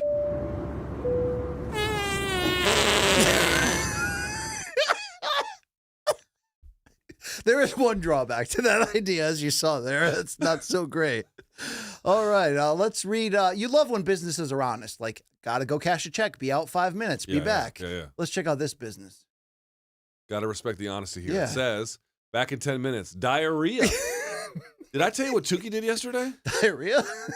We're literally eating dinner, and I made her whatever she was eating, whatever the fuck she was eating, and then whatever, I think I had leftovers from something. And she goes, Daddy, I have a question. I go, yeah. She goes, what can you tell me about diarrhea? And I was like, well, are we talking about Joseph A. Bank or not? I happen to be an expert, hon. I You was. know, I want to tell. I want to tell her like literally. I make money off of diarrhea. Yeah, I want to that be is honest true. about that. That is true. Dick and balls, dick and balls. Luke, one time I walked into the studio, you're like, "That's a shit haircut." Check out this guy's. Can we send him to that torture prison in El Salvador? Is that art, Luke? Are we art? Is art? Just send him away. All right. Do you like white rappers? Some. All right. Let's check out this guy. Keep putting on the show for me, baby. I'm a white boy. White trash motherfucker.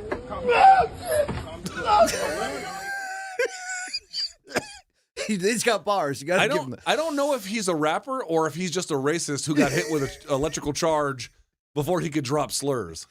All right, time for your T-shirts of the week. Give me head till I am dead. Well, these are words to live by. That's true. Let's go to your Christmas T-shirt of the week. Okay. I mean, that is a real shirt from back in the 90s. That is something. Wait. What does the bottom say? Can you read that, Long Island? From New York City. It's a real shirt, Luke. You know what? They've got all kinds of creative ideas. Yes. Check out these sneakers. Would you wear these? Hell, bro, you came in with the CBS ones at one point. By the way, we just got the email to pick a holiday gift for this year. Yeah. I picked the new CBS new sneakers, ones? and I'm going to have 2 pairs. Yeah, yes. hell yeah, I'd wear the Burger King ones. Are you Okay. fucking kidding me? Luke, I would not wear the Hardee's or Arby's ones, though. Okay. What, to flashback to your dad's Halloween Yeah, no. ideas? The Roy Rogers 7s, Yeah. though, I'm wearing those. Yeah. Luke, let's just say it. It's Celine time. Cake Lady is back. I mean, imagine like waking up in the I morning hope and you you're get like, bed bugs, you fucking you're winch. like, wait, was that cake or cushion? I just tooted on there. That is wow. Okay, Celine, that's. And look how she looks. Look at the way she makes eye contact when she does it. Watch this. That's Ready? what I'm saying. Is it kind Watch of it. Look hot at her or looking no? at you, bro. You know she makes eye contact with you in the weird. You'll wake up in the middle of the night if you're with her, and she'll just be looking at you. You know. It's high school football state championship season, Luke. Check out the crash out from this coach.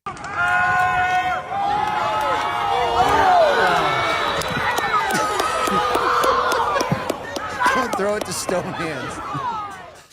Wow, okay. And Luke, we normally show bloopers. This ain't a blooper. This is the play of the week. Check this out. High school football.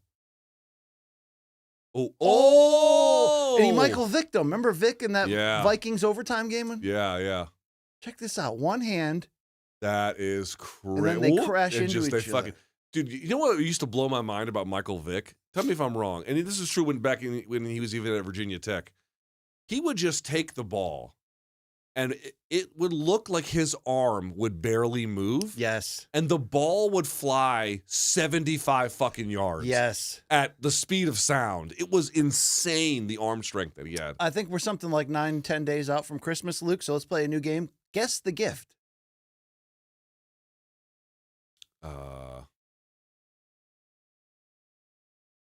Plane flying into the towers? I couldn't tell. We'll have to wait till they unwrap it. That is wild. Okay. All right. And finally, Luke, to close it out, this one dawned on me.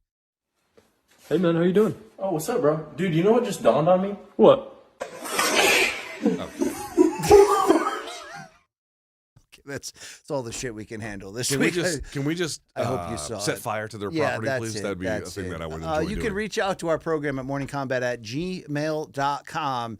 Friday's Dead Wrongs fan subs. And Luke, if anyone missed it off the top, I will be leaving this program January 5th, a Monday will be my final episode. It'll be here in the Meadowlark studio. But before then, Luke, we'll have what? We'll have a year-end show. You'll be away for a couple episodes on vacation, correct?